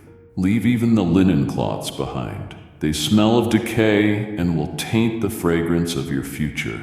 Step barefoot and unburdened into territory you have not explored. I have scheduled encounters, voices to mentor you, paths to illuminate, and dreams to awaken that cannot commence until you stop saluting expired days. Let the mourning garments fall and adorn yourself with courage instead. Some will not understand your sudden departure. They remain comfortable among the tombs, building identities around relics of what was. Bless them, but do not stay. I am authoring a narrative where the ink is still wet, pages still blank, waiting for obedient strokes from your renewed pen. The grave holds no ink, only dust. Shake it off. Advance with expectancy. I am breathing upon dormant visions even now, causing them to germinate in the fertile present.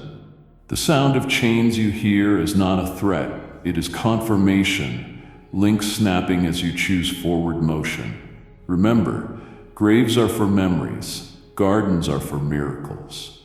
I have not called you to be a keeper of corpses, but a carrier of kingdom life. Type yes if you are ready for the blessings that you are about to receive. And if you believe in Christianity, kindly show your support for our community by contributing super thanks from $50 to $100. So pivot, and as you do, watch dead hopes metamorphose into living testimonies. Watch barren land turn green beneath your steps. Watch heaven celebrate a traveler who refused to worship the past and instead embraced the pulse of promise. Leave the graveyard behind. Your resurrection story starts the moment you stop digging. Let the weight of this reality settle deep inside your chest.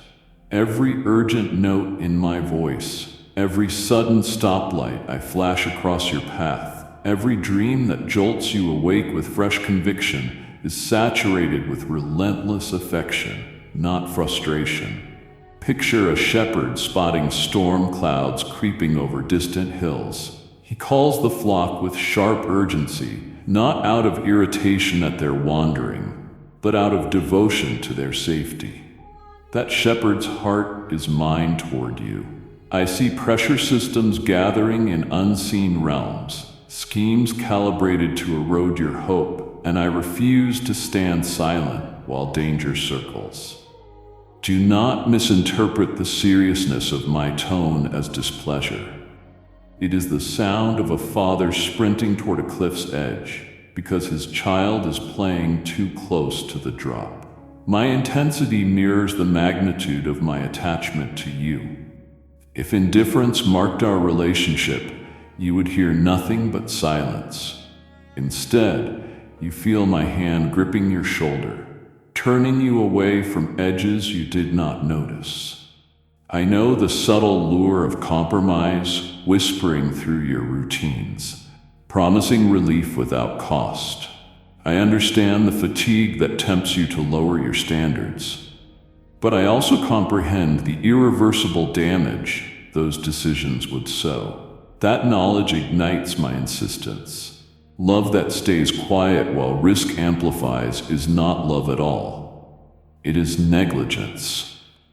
And I am anything but negligent with my own. Think back on moments you sensed a sudden heaviness just before making a questionable choice. That tug of war inside your conscience was my embrace tightening. Think of times your plans collapsed without explanation, only to reveal later they were flawed. That collapse was my shield intercepting disaster. You counted those interruptions as setbacks, yet they were signatures of a guardian determined to protect your destiny. The same protective fire burns right now, cautioning you before small misalignments snowball into catastrophic detours. Receive this truth. I am deeply invested in your tomorrow. Therefore, I must sometimes disrupt your today. The medicines I prescribe may taste bitter, but they extract poisons you did not realize were circulating. I invite you into disciplines that seem restrictive because I have seen the sickness bred by unchecked indulgence. I rearrange relationships because I witnessed the heartbreak that hidden intentions would eventually inflict. All of it. Every instruction, every boundary, every pause flows from a fountain of unwavering affection. I will not gamble with your future by adopting a gentle tone when warfare requires a trumpet. The tenderness you crave is present. It is simply wrapped in the armor of urgency. Hear, then, the passionate heartbeat underneath. My caution, you are irreplaceable to me. I fashioned galaxies with a phrase, yet I carved your name across my palm. I breathed stars into existence, yet I keep count of each sigh you release. I cannot watch complacently while shadows stalk your potential. That is why my words arrive like lightning, splitting complacency before it calcifies into chains. I would rather offend your comfort than bury your calling beneath the debris of regret. Many misread discipline as distance, but discipline is evidence that I am closer than your very skin. Adjusting your stride, refining your focus, refusing to let hidden fractures expand. So lean into my warning with gratitude rather than fear. Let it reroute your priorities. Let it edit your calendar. Let it retire unhealthy appetites. Let it inspire vigilance instead of shame. I am not flinging condemnation. I am handing out life jackets before the waves swell. Wrap yourself in the confidence that if I confront, it is because I conserve. If I address, it is because I intend to advance. My correction signals that the story still unfolds, that possibilities remain vast, that love has refused to let you wander unguided. Move forward then with sober joy. Adjust course promptly. Anchor your decisions to the certainty that every alert I sound is rooted in covenant devotion. I love you too fiercely to allow the slow erosion of the masterpiece I envisioned. Accept the rescue inherent in this warning, and watch how quickly fresh horizons appear. Watch how rapidly clarity blossoms. Watch how thoroughly peace settles once you realize my fervor is proof you have never been closer to my heart. You petition heaven for unmistakable direction, pleading that I strip away guesswork, that I silence conflicting voices, that I illuminate every fork in the road with blinding certainty. And I answered. I layered confirmation upon confirmation, conversations that echoed private prayers, scriptures that leapt from the page precisely when your doubts peaked, dreams vivid enough to linger all day, even coincidences timed so perfectly they bordered on the miraculous. Yet each revelation that landed in your lap was quickly escorted to the courtroom of your overthinking, cross-examined until its brilliance dulled beneath what-ifs and worst-case scenarios. Clarity arrived, but you treated it like a suggestion instead of marching orders. Understand this. Revelation loses potency when it is repeatedly postponed. I refuse to supply endless blueprints if the ones already delivered gather dust on your shelf of indecision. You keep requesting fresh signs while ignoring the neon directives blazing right before you, hoping perhaps a different answer will feel safer. This cycle stops now. I am no longer speaking in hints. I am issuing a royal command. Embrace the guidance already given and advance. Consider the pattern. Each time insight pierced the fog, you sprinted toward familiar distractions, scrolling, drowning discernment in endless arguments from pundits and peers until the divine imprint faded. You labeled the ensuing haze confusion, yet it was self-inflicted. Clarity and obedience are twins. Separate them, and both suffocate. I am calling you to reunite them by translating insight into momentum. When I show you a door, hesitation does not keep it open indefinitely. Spiritual opportunities have windows, and windows close when timidity overrides trust. You say, but what if I misheard? I respond, what if you finally act and watch mountains relocate? My sheep recognize my voice not through flawless analysis, but through responsive movement. Maturity is measured less by the number of visions received and more by the speed with which they are obeyed. Let me underscore the urgency. There are provisions, breakthroughs, and people positioned on the far side of the step you will not take. Kingdom resources are scheduled to converge the moment your foot touches unfamiliar ground. Delay not only postpones your progress, it strands others whose miracles are intertwined with your courage. Heaven's logistics wait for your yes. Angels hold assignments in suspension, watching to see if you will translate sight into stride. Every hour you stall, the adversary exploits the vacuum with counterfeit paths dressed in flashy logic. Options that appear sensible yet detour destiny into cul-de-sacs of mediocrity. Reject them. You prayed for clarity. You got clarity. Now protect it with decisive action. I know the cost frightens you. True clarity often exposes the comfortable idols of routine, security, and reputation. It threatens the narrative curated for public approval. But remember, anything clarity endangers was never your life source, merely scaffolding. Let it fall. Safe cages are still cages. The clarity I supply is a key, but doors only open when keys are turned. Turn the key. Draft the resignation letter. Send the application, schedule the difficult conversation, sow the financial seed, write the first page, delete the secret addiction. Whatever instruction has kept resurfacing, obey it without demanding another confirmation. You will discover that clarity multiplies with motion. Each obedient stride unlocks additional coordinates, like a lamp illuminating one section of the trail at a time. Stand still, and the horizon stays dark. Move, and revelation advances ahead of you in cascading waves. Do not romanticize the wilderness of indecision as waiting on God. Waiting becomes disobedience when instructions are pending. I have responded. The ball is in your court. The next miracle has your signature line awaiting completion. Sign it with faith's ink and watch how swiftly atmospheric resistance crumbles. I am not angry. I am zealous for your fulfillment and furious at anything that tethers you to cycles of analysis paralysis. Therefore, I speak with fire. Seize the clarity already granted. Convert it into action. And witness the torrent of favor reserved for hearts that refuse to outrun instructions with inquiries. Clarity has spoken. Let obedience echo.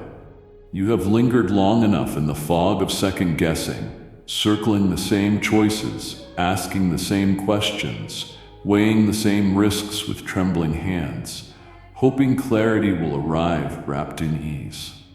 But I am no longer speaking in whispers. I am thundering over your spirit, rattling every false anchor, every excuse, every fragile structure you've leaned on instead of me. Confusion has masqueraded as wisdom in your life for too long, and I am here to tear off that disguise. The indecisiveness you've been calling patience has actually become a delay tactic. An emotional wall built to avoid the discomfort of transformation. But I love you too deeply to leave you swirling in cycles of contemplation that never translate into forward motion. This is not a season to wait and see. This is a moment to hear and act.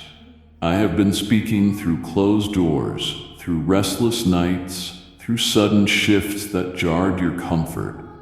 And now my voice is roaring with unmistakable force to shake you out of limbo. I am not waiting for you to feel ready, because readiness is not a requirement for obedience. Willingness is. You've been asking for peace while standing on the fence, but peace never visits divided ground. The moment you step fully into what I've spoken, the confusion will collapse. Not before. You don't need more signs, you need movement. This thunder is not to frighten you, it's to awaken you. I'm breaking the grip of hesitation that has kept you pacing the threshold instead of walking into the room I already prepared. You're not unqualified. You're not too late. You're simply under the weight of wavering. And so I've raised my voice, not in anger, but in insistence, because your time-sensitive assignment is now in motion, and you cannot afford another loop around this same wilderness. Do you feel that tremor inside your spirit? That's not anxiety, it's recognition. Your soul knows it's time. The tension you've been calling stress is actually destiny knocking. I've stirred up your environment to remove the illusion that standing still is safe. It's not. You're not being preserved by your delay, you're being drained by it. What you think is caution is, in truth, disobedience dressed in the language of wisdom. And I am not condemning you. I'm confronting what has hindered you because I refuse to let fear chain what I've already commissioned. Your purpose does not need to be reapproved, it needs to be pursued. You are more prepared than your doubts would ever let you believe. I've spent years pouring strength into your hidden places, molding resilience in your nights of weeping, forging courage while you were unaware of its formation. I don't waste seasons. Everything you've walked through has built the foundation for this precise point in time. But now, you must rise and walk. Not when all the details make sense, not when every voice agrees, not when your feelings align. Now, when my voice crashes over every other frequency and demands to be heard. I'm not suggesting your next step. I'm declaring it. I'm not recommending alignment. I'm commanding it. So let the thunder push you. Let it unsettle your patterns. Let it dismantle the comfort that's kept you bound. I'm not leaving you to figure this out alone. I'm going before you, clearing the road, but the road remains hidden until your foot touches it. That's the mystery of faith. Revelation follows response. And I promise you this, what feels risky in the natural will be rewarded in the supernatural. You'll look back on this moment and realize it was not chaos. It was consecration. It was not loss, it was launch. There is no more time to debate with fear. No more space for delayed yeses. I am roaring with thunder not to scare you, but to scatter the confusion that's paralyzed your purpose. The sound you hear is me breaking every barrier between you and the breakthrough. Now move. Let the thunder lead you out. Let it echo behind you as a monument that you heard me clearly, and you chose to act. The gears of your timeline are already clicking into a new configuration, invisibly but irrevocably. The momentum gathering beneath the surface will soon surge above ground with the force of a tidal change. Relationships, routines, resources, even the internal rhythm of your thoughts are poised for recalibration, and not one corner of your landscape will remain untouched. Some shifts will feel like sudden elevation, doors flying open, favor surpassing expectation. Others will feel like abrupt, turbulent certainties, uprooted markers, familiar paths erased. Yet the pivot point, the hinge on which every result swings, is singular. Will you stand in full congruence with my heart, or cling to habits that no longer fit the blueprint? I am not merely suggesting adjustment, I am presenting you with a watershed decision. Alignment is not a poetic concept. It is the magnetic pull that dictates whether you ride the crest of this wave or are pulled under by its undertow. Understand that I am already orchestrating a multi-layered rearrangement. Opportunities are converging, hidden allies are emerging, and old liabilities are dissolving. Each element arrives on schedule, but their collective benefit depends on your posture. If your spirit leans into my cadence, listening, yielding, acting, you will navigate the upheaval like an eagle riding thermals, lifted higher by currents that scatter lesser birds. If you hesitate, rationalize, or compromise, the same currents will feel chaotic, tossing your vision like driftwood. This is not favoritism, it is the physics of favor. Trajectory bends toward humility, integrity, and responsiveness. Refusal to recalibrate turns blessings into burdens by misplacing them in contexts where they cannot function. Picture a lock engineered for a master key. When the correct key slides in, the tumblers fall effortlessly, releasing the mechanism. Your alignment is that key. Inserted correctly, through a lifestyle of quick obedience, honest motives, and uncluttered priorities, the tumblers of promotion, protection, and provision fall into place. Forced with the wrong key, half-hearted compliance, performance for applause, divided loyalty, the lock jams, and what should open remains sealed. I will not alter the lock's design. It protects not only you, but those connected to your stewardship. Therefore, examine your alignment with surgical honesty. Where is passion bleeding into pride? Where is caution disguising fear? Where has comfort replaced hunger? Bring it all into calibration, because the next phase is velocity, and velocity magnifies both strength and weakness.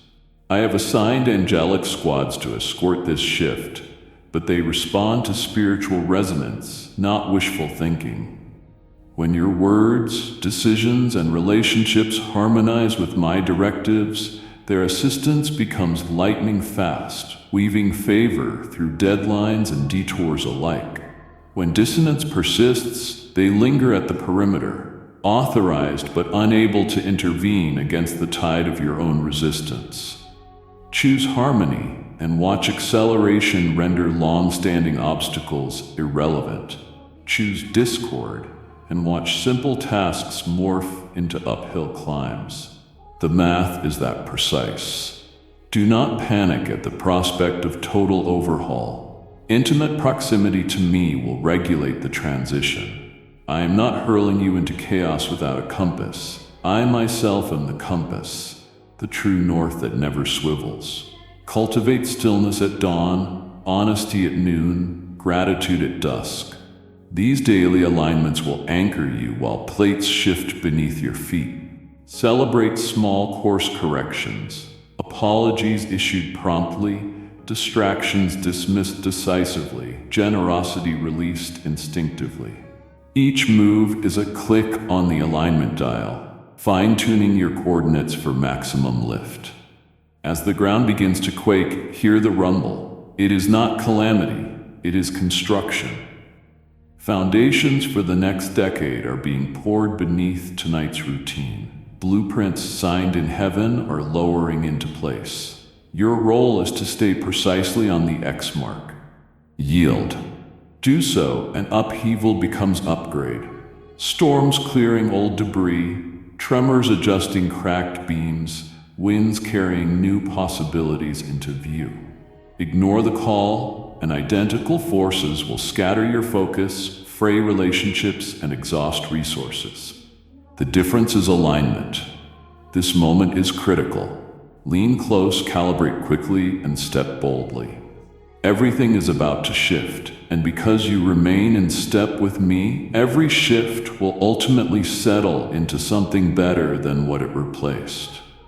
There is a flow of blessing waiting to burst forth in your life, a release that has been divinely scheduled, but it cannot pass through a heart that still hosts resentment. I know you've been wounded. I saw every betrayal, every word that cut deeper than a knife, every act of rejection that left you gasping for worth. But as long as you cradle that pain like a possession, as long as you let the offense sit in your soul like a throne, nothing fresh can enter. Bitterness is not just an emotion, it is a barrier. It doesn't simply exist within you, it builds walls between you and the next thing I have ordained. What should have passed through your life freely now gets caught in the thorns of unresolved anger, and I am commanding, not gently suggesting, but commanding you to let it go. Not because what they did was excusable, but because what I want to pour into you cannot coexist with poison. Forgiveness is not denial of damage. It's an act of divine surgery, cutting away the infection before it reaches your destiny.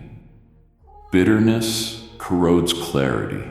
It distorts discernment. It muffles my voice and amplifies every offense until even the smallest slight feels like betrayal. You cannot afford to carry that weight into the next season. It will collapse what I am trying to construct. I've tried nudging you gently, reminding you in prayer, sending you quiet impressions in the night, allowing convicting words to reach you.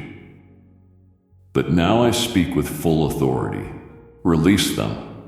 Release the father who left, the friend who lied, the leader who failed you, the relationship that broke you, the betrayal that shocked you. Stop feeding it with your attention. Stop watering it with your silence. Stop justifying why you have a right to hold on. Forgiveness isn't about their freedom. It's about yours. I'm not asking you to forget. I'm not telling you to pretend it didn't matter. I'm showing you the spiritual cost of harboring what I already handled on the cross. You cannot serve justice better than I can. You cannot heal through revenge.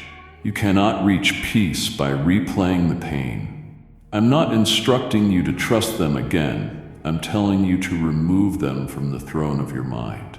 Every time you carry that offense into new opportunities, it filters how you see people who didn't hurt you. It trains your heart to expect betrayal, and where faith should rise, suspicion takes root instead. I can't let that cycle continue, not if you want what I'm about to release. This next chapter requires capacity. I am increasing your influence, stretching your reach, unlocking divine strategies. But you need clean hands to carry holy things, and bitterness leaves residue. It makes you sharp when you should be soft. It keeps your fists clenched when they should be lifted. I want to fill your hands, but I can't when they are full of the past. Type yes if you are ready for the blessings that you are about to receive. And if you believe in Christianity, kindly show your support for our community by contributing super thanks from $50 to $100. That's why this command cannot be postponed.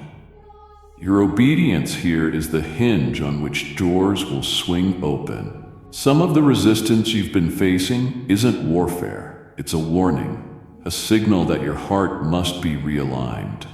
You prayed for breakthrough, but breakthrough isn't just about blessings, it's about becoming. And you cannot become what I've called you to be while clinging to what should have been buried long ago. Forgive quickly, not carelessly, not casually, but promptly, as one who understands time is too short to carry dead weight.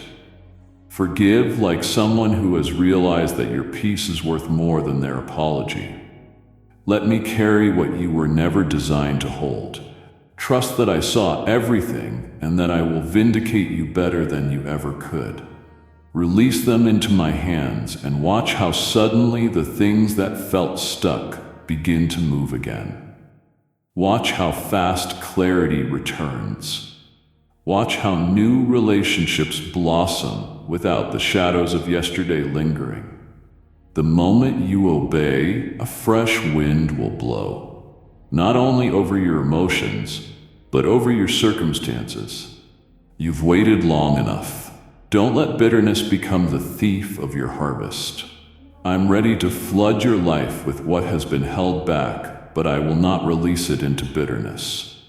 Obey swiftly, forgive fully, and watch the gates burst open.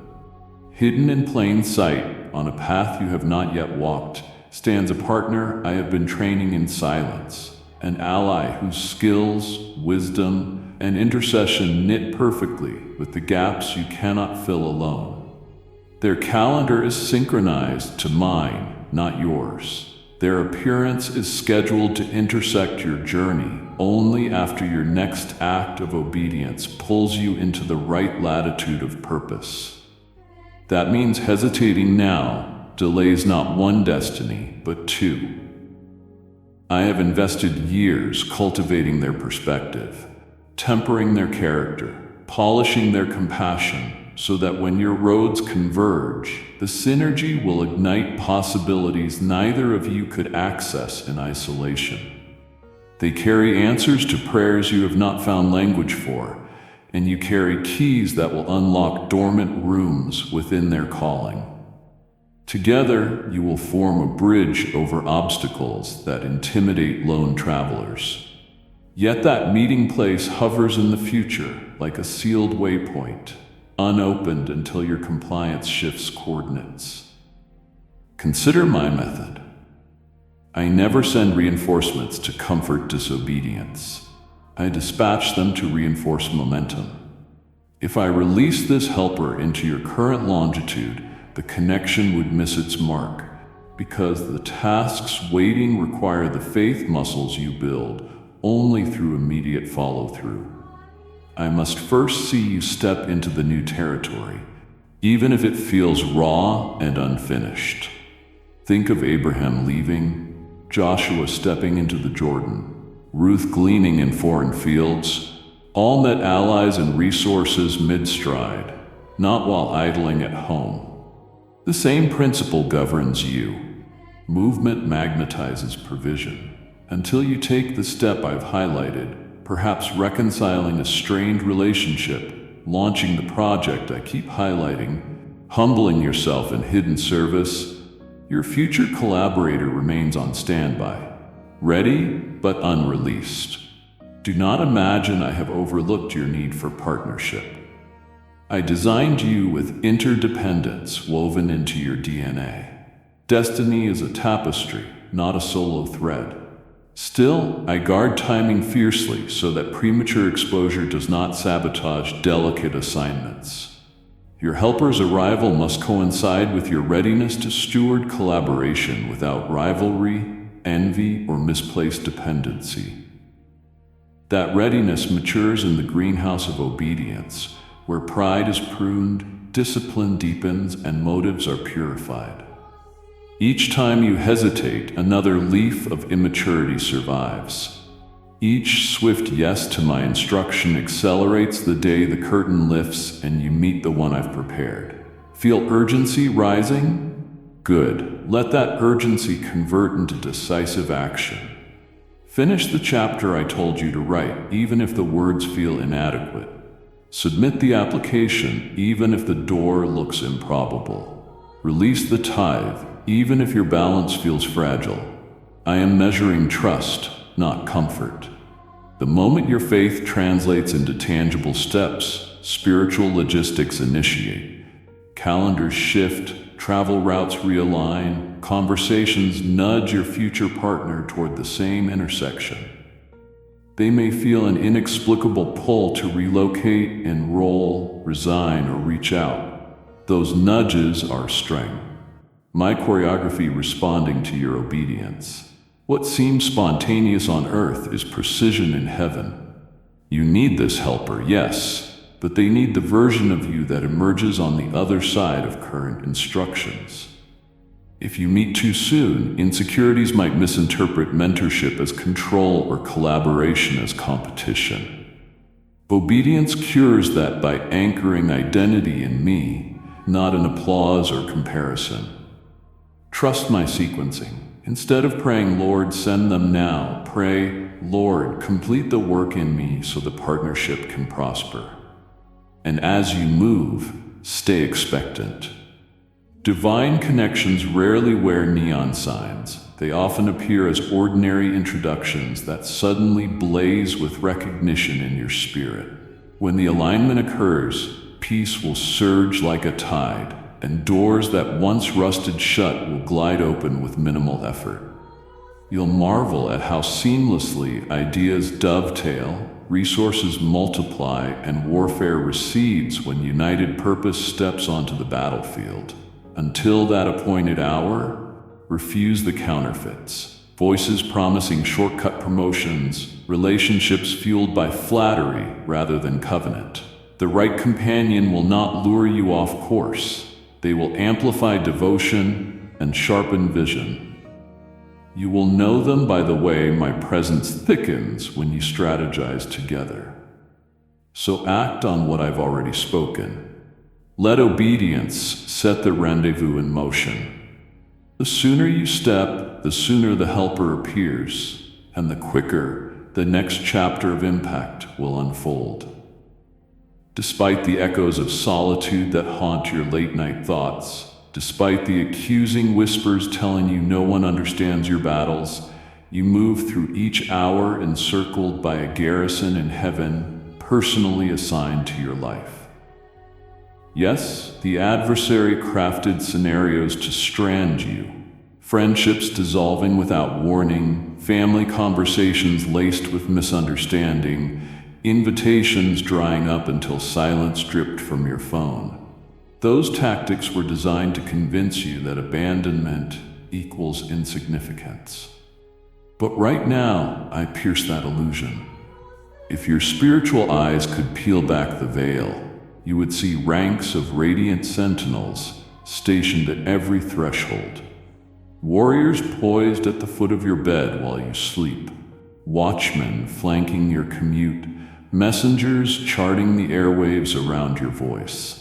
They heed my command, not your feelings, which is why their presence remains constant even when your emotions plummet.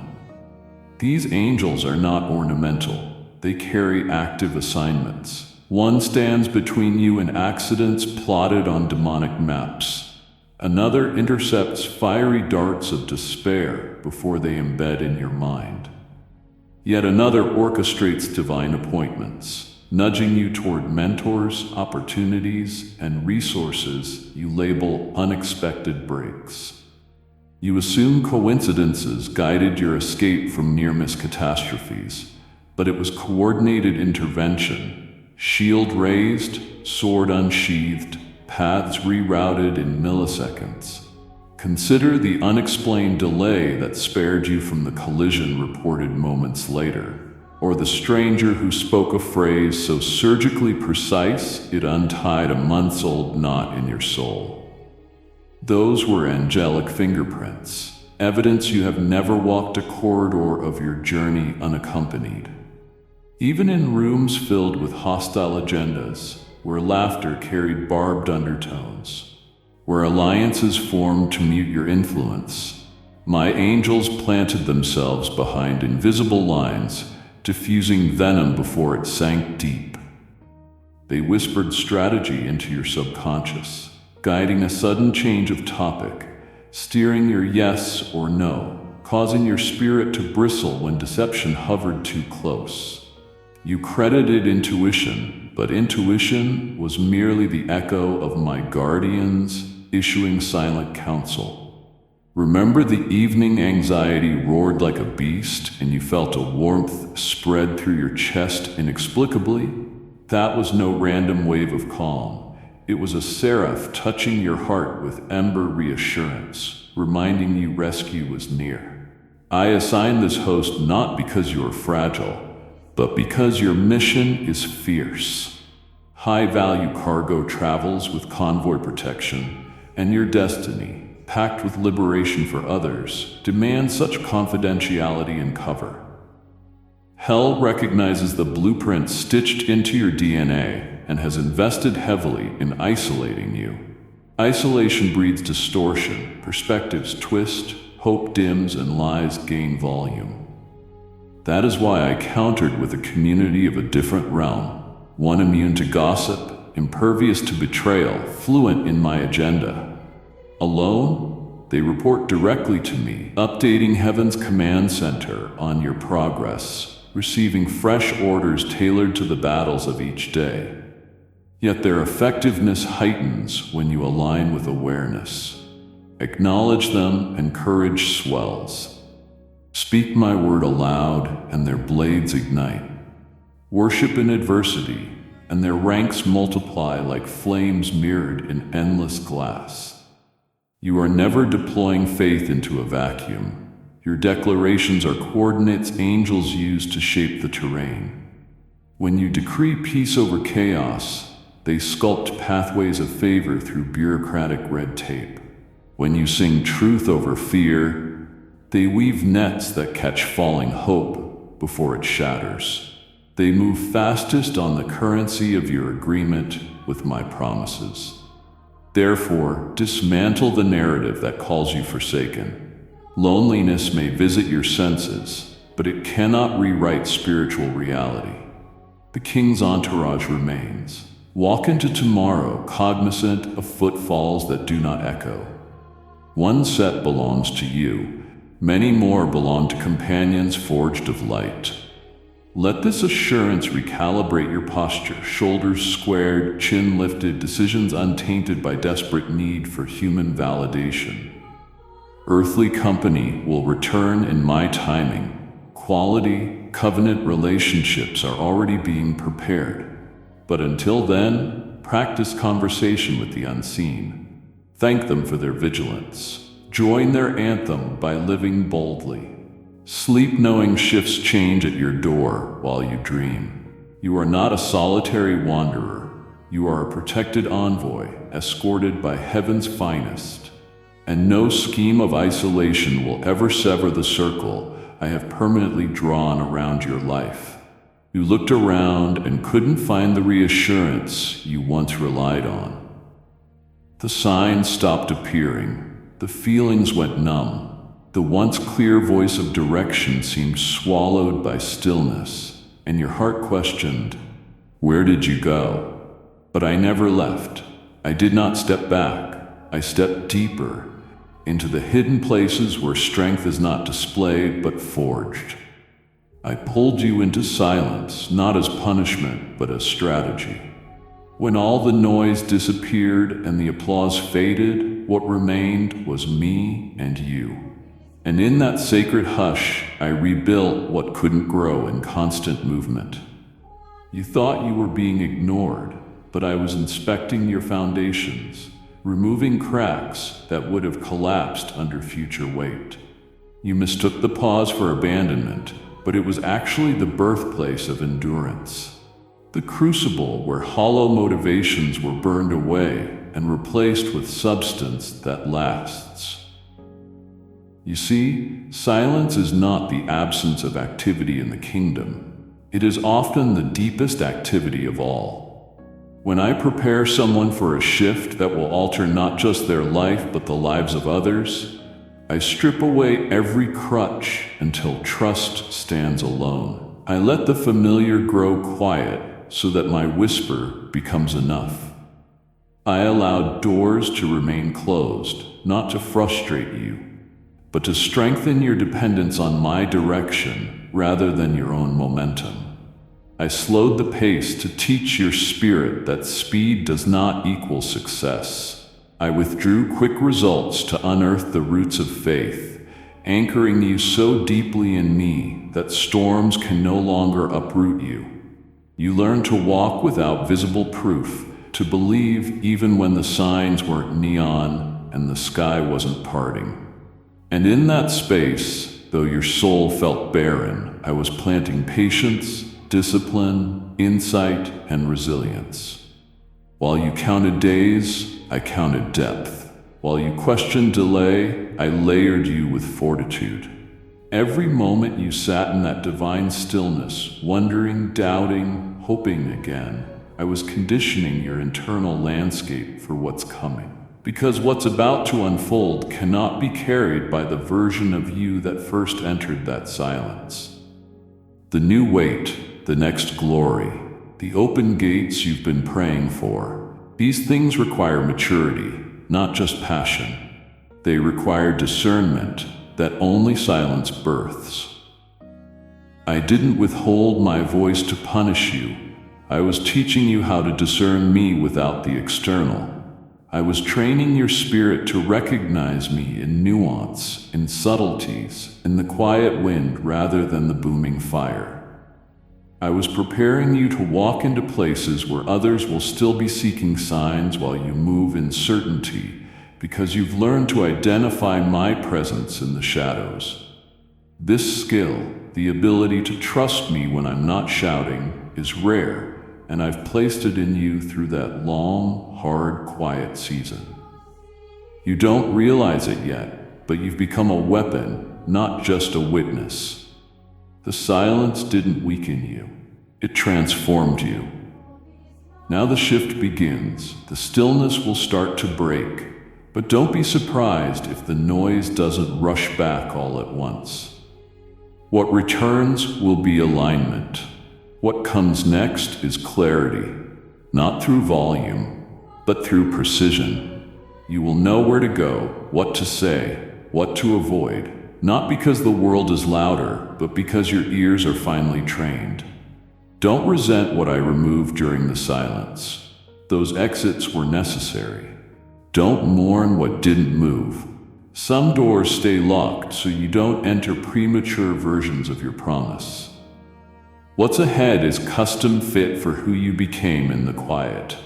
So lift your head. You're not broken, you're battle ready. You're not behind, you've been prepared. You're not overlooked, you've been reserved. The silence that once confused you was actually a sanctuary. And now that the moment has arrived, you'll carry the fruit of that silence into spaces that only the refined can navigate. This is why I kept you hidden. This is why I hushed the noise. And this is why now, when I send you forward, you will know you were never forgotten. You were simply in training for the assignment no one else could carry but you. Feel the atmosphere shifting. Clouds that once threatened to drown you are darkening for one final burst, not of destruction, but of nourishment. The very deluge that soaked your hopes, that hammered your resolve, that made you wonder if sunlight had permanently vanished, was never an accident. I scheduled each tempest with meticulous intent, allowing lightning to expose foundation cracks and winds to strip away weak branches so the core of your calling could stand unshakable. You mistook the roar for chaos, yet it was choreography. Thunder timed to shatter complacency, gusts arranged to uproot shallow confidence, torrents ordained to soften hardened soil. While you cowered beneath meager shelters, I was saturating hidden seed. Dreams buried so deep you forgot their location began to swell under pressure, cracking husks of fear, sending taproots toward resources you could not see. That storm, yes, that relentless, uninvited storm, became a greenhouse. Now listen. The final drops are falling, and the air is thick with living promise. I'm issuing an urgent call to attention because the same rain that stunned your face is about to color your landscape with vibrant growth. Do not waste time mourning the mess of muddy footprints.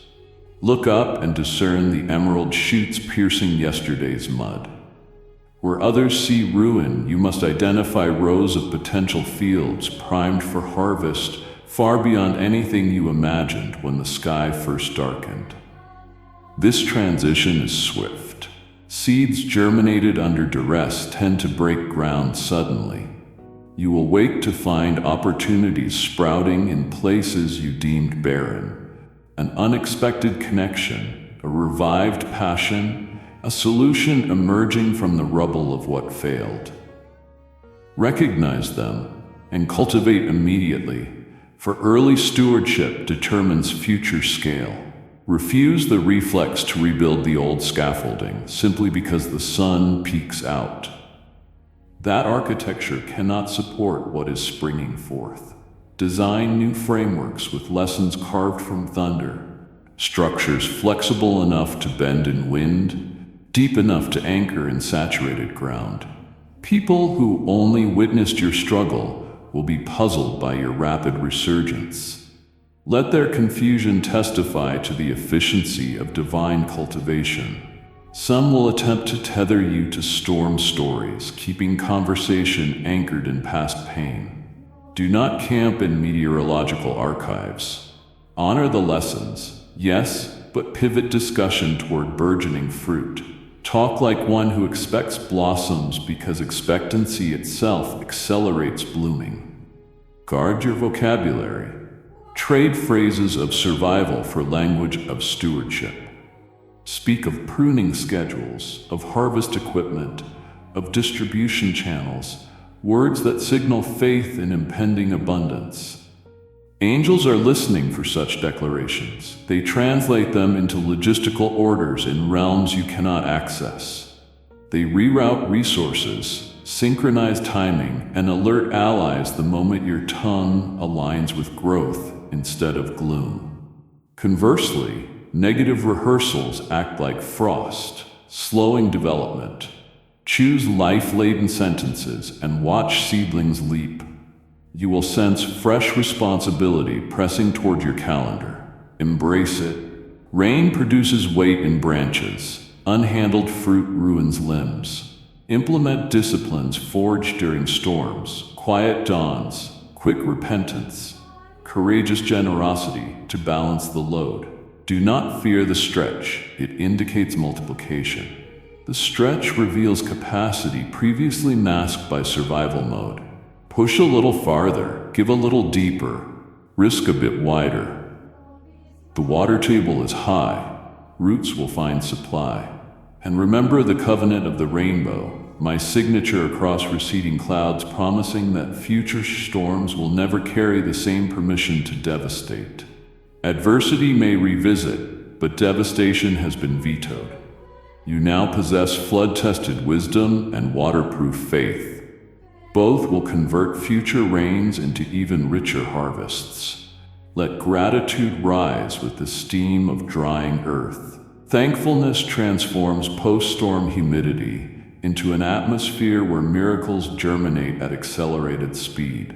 So step outside, smell the petrichor of new beginnings, feel mud become fertile under your feet. Lift your eyes to the glistening horizon and march forward with tools in hand, heart steady, vision clear. The storm served its sentence. The rain has completed its assignment. Now cultivate, gather, and distribute.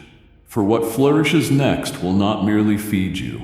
It will nourish nations starved for evidence that storms can birth gardens when guided by the master of the weather.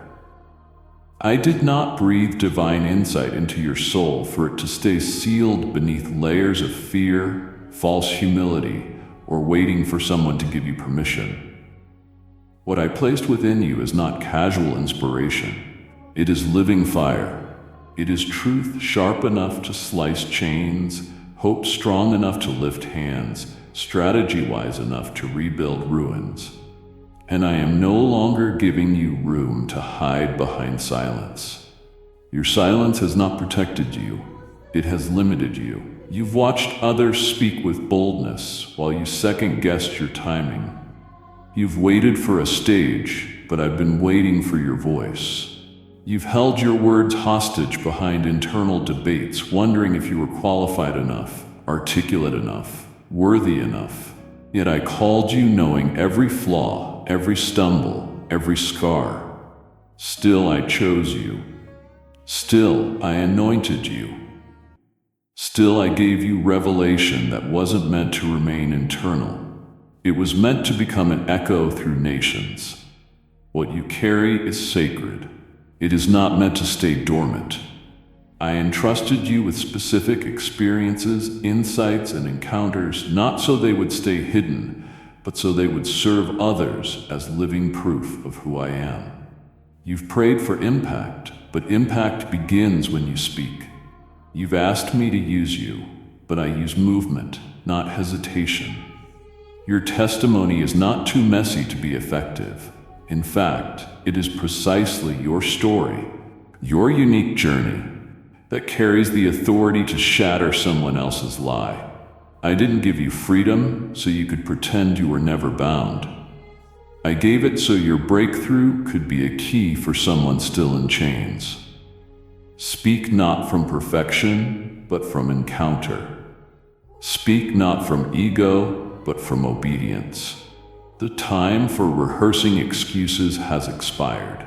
I am commanding you to open your mouth and release what I've planted in your spirit. Whether through pen, video, conversation, music, leadership. However I've called you to express it, begin now. Don't wait for applause. Don't wait for agreement. Don't wait for everything to be polished. Again, I'll breathe on your obedience and cause it to reach places you could never predict. Stop underestimating the power of one word at the right moment. A single sentence from your lips, bathed in my spirit, can ignite someone's soul like wildfire. But that word must be spoken. That post must be public. That song must be sung.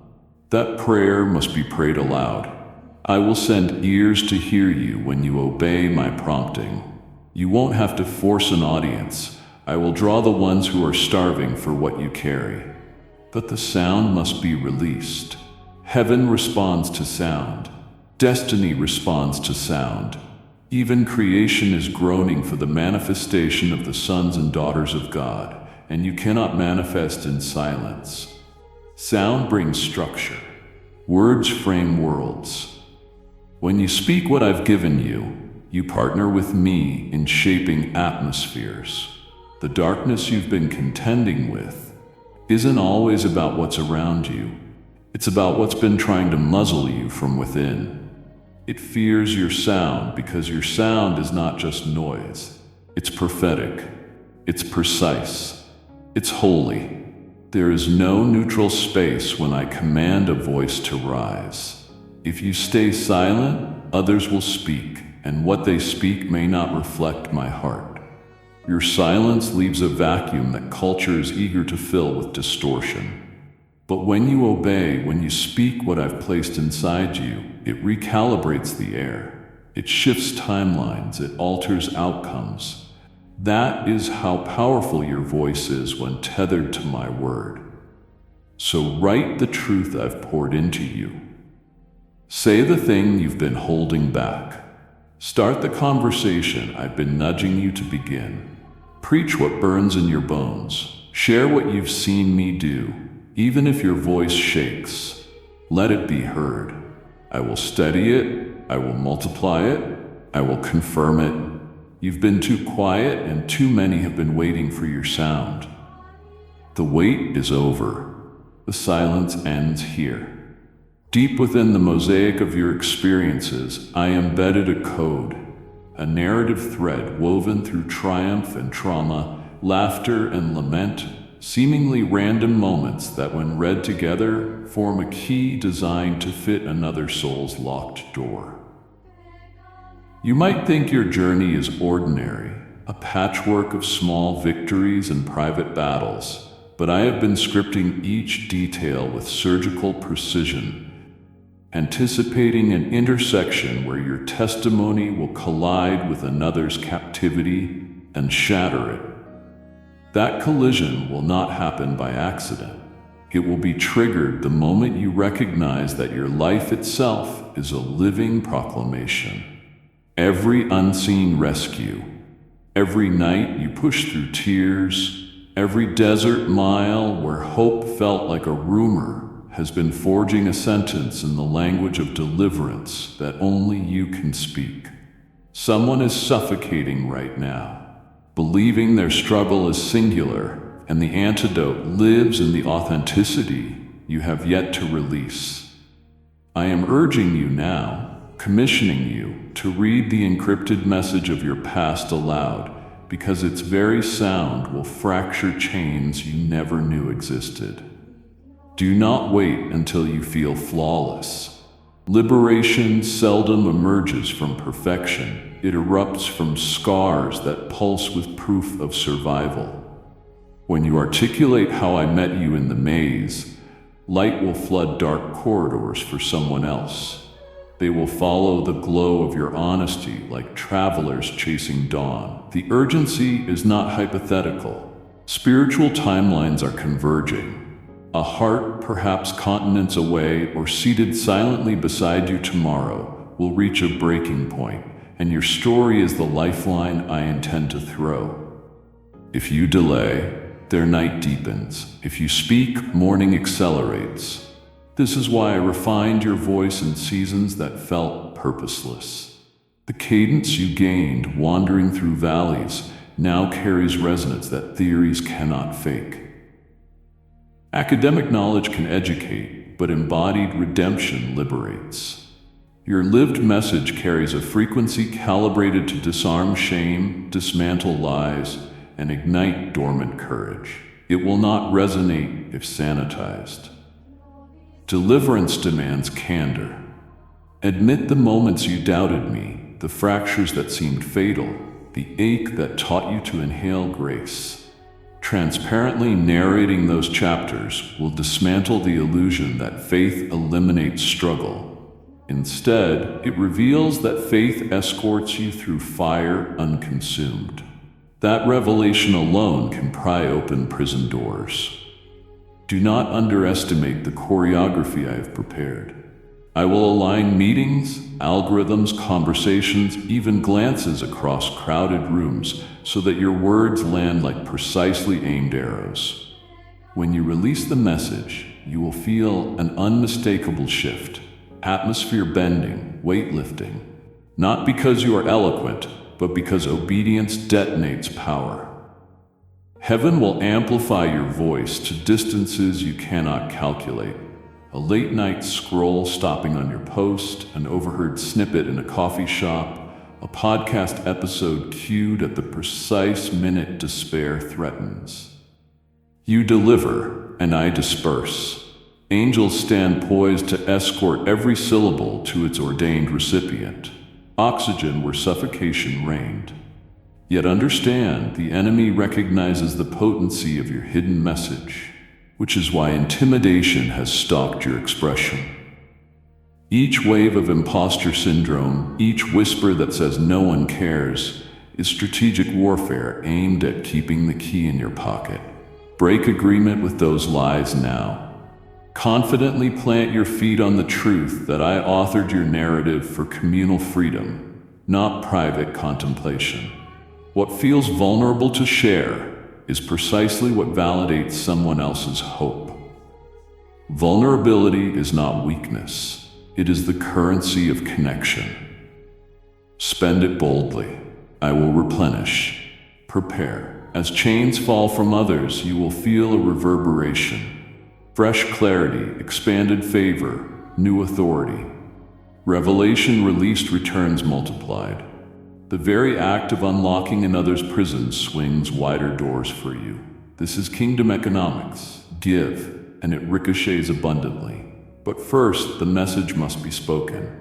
Journal it, film it, preach it, sing it, converse it, just release it. Time is tight, souls are waiting, and I have chosen your life as the conduit.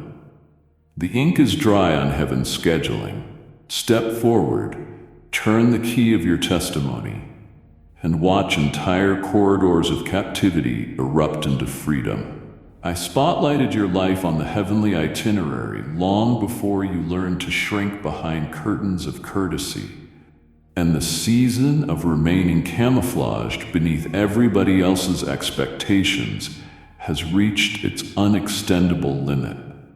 The signal lamps of destiny are sweeping the horizon, searching for the brilliance I planted in you, and I refuse to let them find an empty stage. You have rehearsed anonymity as though it were a virtue, protecting yourself with self-deprecating humor, relinquishing credit, bowing out whenever acclaim approached, convinced that meekness is measured by how thoroughly you erase your own outline. But genuine humility is not erasure, it is alignment. And alignment demands that you radiate every watt of glory I wired into your frame. Continual retreat has begun to mutate into disobedience because unseen influence now equates to unused influence, and wasted influence impoverishes the world I designed you to enrich. The spotlight I'm activating is not theatrical vanity, it is strategic illumination, so those wandering in bewilderment catch sight of a living waypoint and recalibrate their route. They will not notice you if you remain draped in safety's gray fabric. My agenda, pulsing through your veins, is to place you where questions collide with answers. And that means visibility. Frontline visibility, where applause and arrows fly in the same wind. I acknowledge that exposure terrifies the parts of you still healing. The memories of ridicule that etched chastening echoes through your confidence. The misinterpretations that once weaponized your authenticity against you. Yet I have fortified your interior structure precisely for this unveiling. Your heart has been fire-seasoned to withstand sudden gusts of criticism. Your mind rescripted during silent years to anchor truth deeper than opinion. Your motives sifted so thoroughly that spotlight glare can no longer distort them. Trust that process. What once felt like withering scrutiny will now feel like liberating transparency because hiding had become heavier than hate to your spirit. Covering light requires energy, and I am redirecting that energy toward impact. Do not wait to perfect articulation or to polish every angle of presentation. Raw luminescence is more persuasive than rehearsed shadows. Step forward, even if your voice trembles, for tremors are proof you're still alive and vulnerable. And vulnerability transmits authenticity at frequencies that cut through crowds' numbness. I will amplify your words so they reach balconies you never imagined addressing. But amplification comes only after projection. Refuse to sabotage this launch by clinging to introverted comfort zones, by muting convictions to retain the decorum of universal approval, by dressing revelation in bland language so nobody feels challenged. I am appointing you as a signal flare, not a nightlight. Explode with color. Let your ideas disrupt monotony. Allow creativity to flood ordinary spaces with holy provocation. Some will avert their eyes, yes, but many more will feel dormant hope burst awake under the blaze. Prepare practical life for public gravity. Budget time for interviews you haven't yet been invited to. Cultivate disciplines that guard heart integrity when numbers surge. Erect healthy relational fences so praise cannot seduce nor criticism corrode. Visibility magnifies both strength and fracture, so continue daily diagnostics with my spirit. Quick repentance keeps lenses clean. I will send seasoned mentors who understand the limelight's cost. Listen to them, but never let even trusted counselors dim the wattage I authorize. Remember, I am the stage manager and audience of one whose well done outranks every cheer or jeer. Finally, recognize that visibility multiplies responsibility. Eyes widen toward leaders for cues on resilience, generosity, justice. Model what you preach.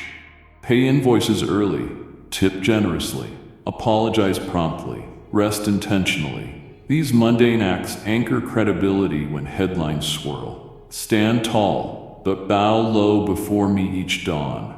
That posture will keep you steady when pedestals wobble. I am lifting the shades, opening the curtains, igniting the floodlights. Step forward, beloved. Blink if you must, breathe, then blaze. For I have not called you to camouflage, I have commissioned you to silhouette mountains. Amen.